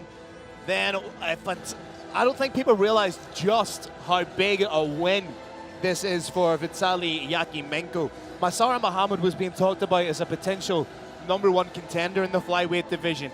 Yakimenko went in there and said, no, I want that spot and I will take it. Beautiful job with the short choke. Not a conventional rear naked choke by any stretch of the imagination. No hooks in, flattening out. Vitaliy Yakimenko does everything a little bit differently, but Brave Nation, there are levels to this, and Vitaliy is at a new level. And a new superstar was birthed in the featherweight division, Adalet Nurmatov. And it was an unfortunate end because Samusev went to throw a kick. As he was falling, he went to break his fall, popped his elbow out. Very, very unfortunate, but in that first round, Nurmatov looked absolutely brilliant, and then we move to one of my favorite fights of the night. Olzhas Eskaraev taking on Ruslan Tedeev. Tedeev is as tough as they come. Once again, I'm going to talk about that head kick. Wallop! Right to the Chevy Chase. That would have dropped lesser fighters, but Tedeev is as tough as they come. Eskaraev, on the counter of that, one of the toughest guys to stick on a pair of MMA gloves. He just finds a way to get it done every time, doesn't he, Keurig?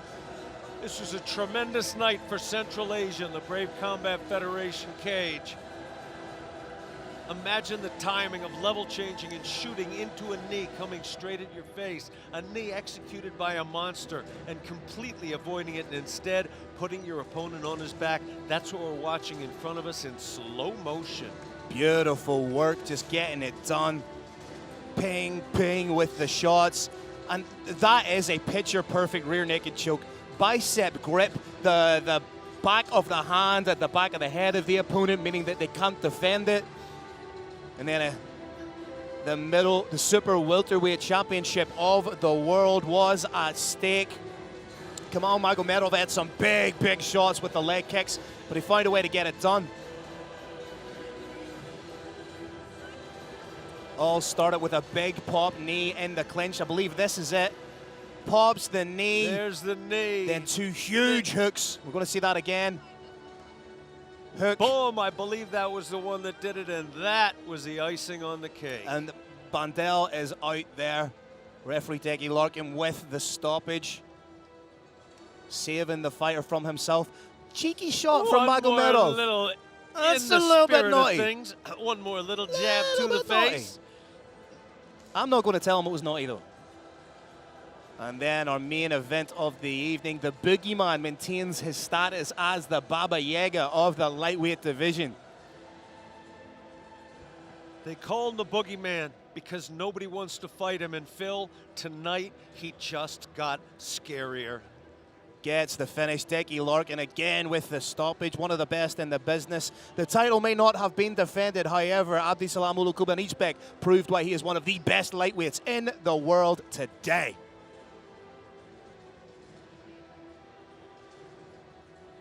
Is truly the world's #1 global mixed martial art. Stage is set, the bright lights are on, and this is Brave Combat Federation. Are you watching closely? What captures your eyes? what elevates your minds. Can you feel it?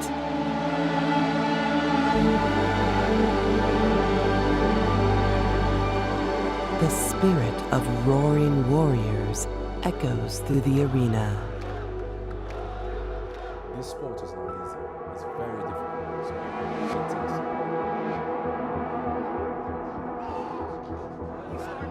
The takedowns. The submissions. The knockouts.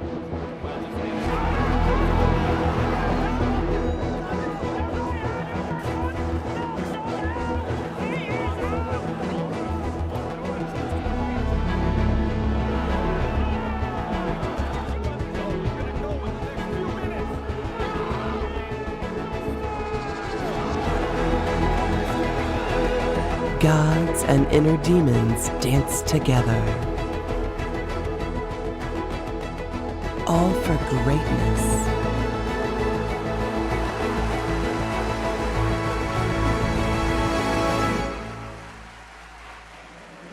A sport that is the ultimate pursuit of mental and physical prowess.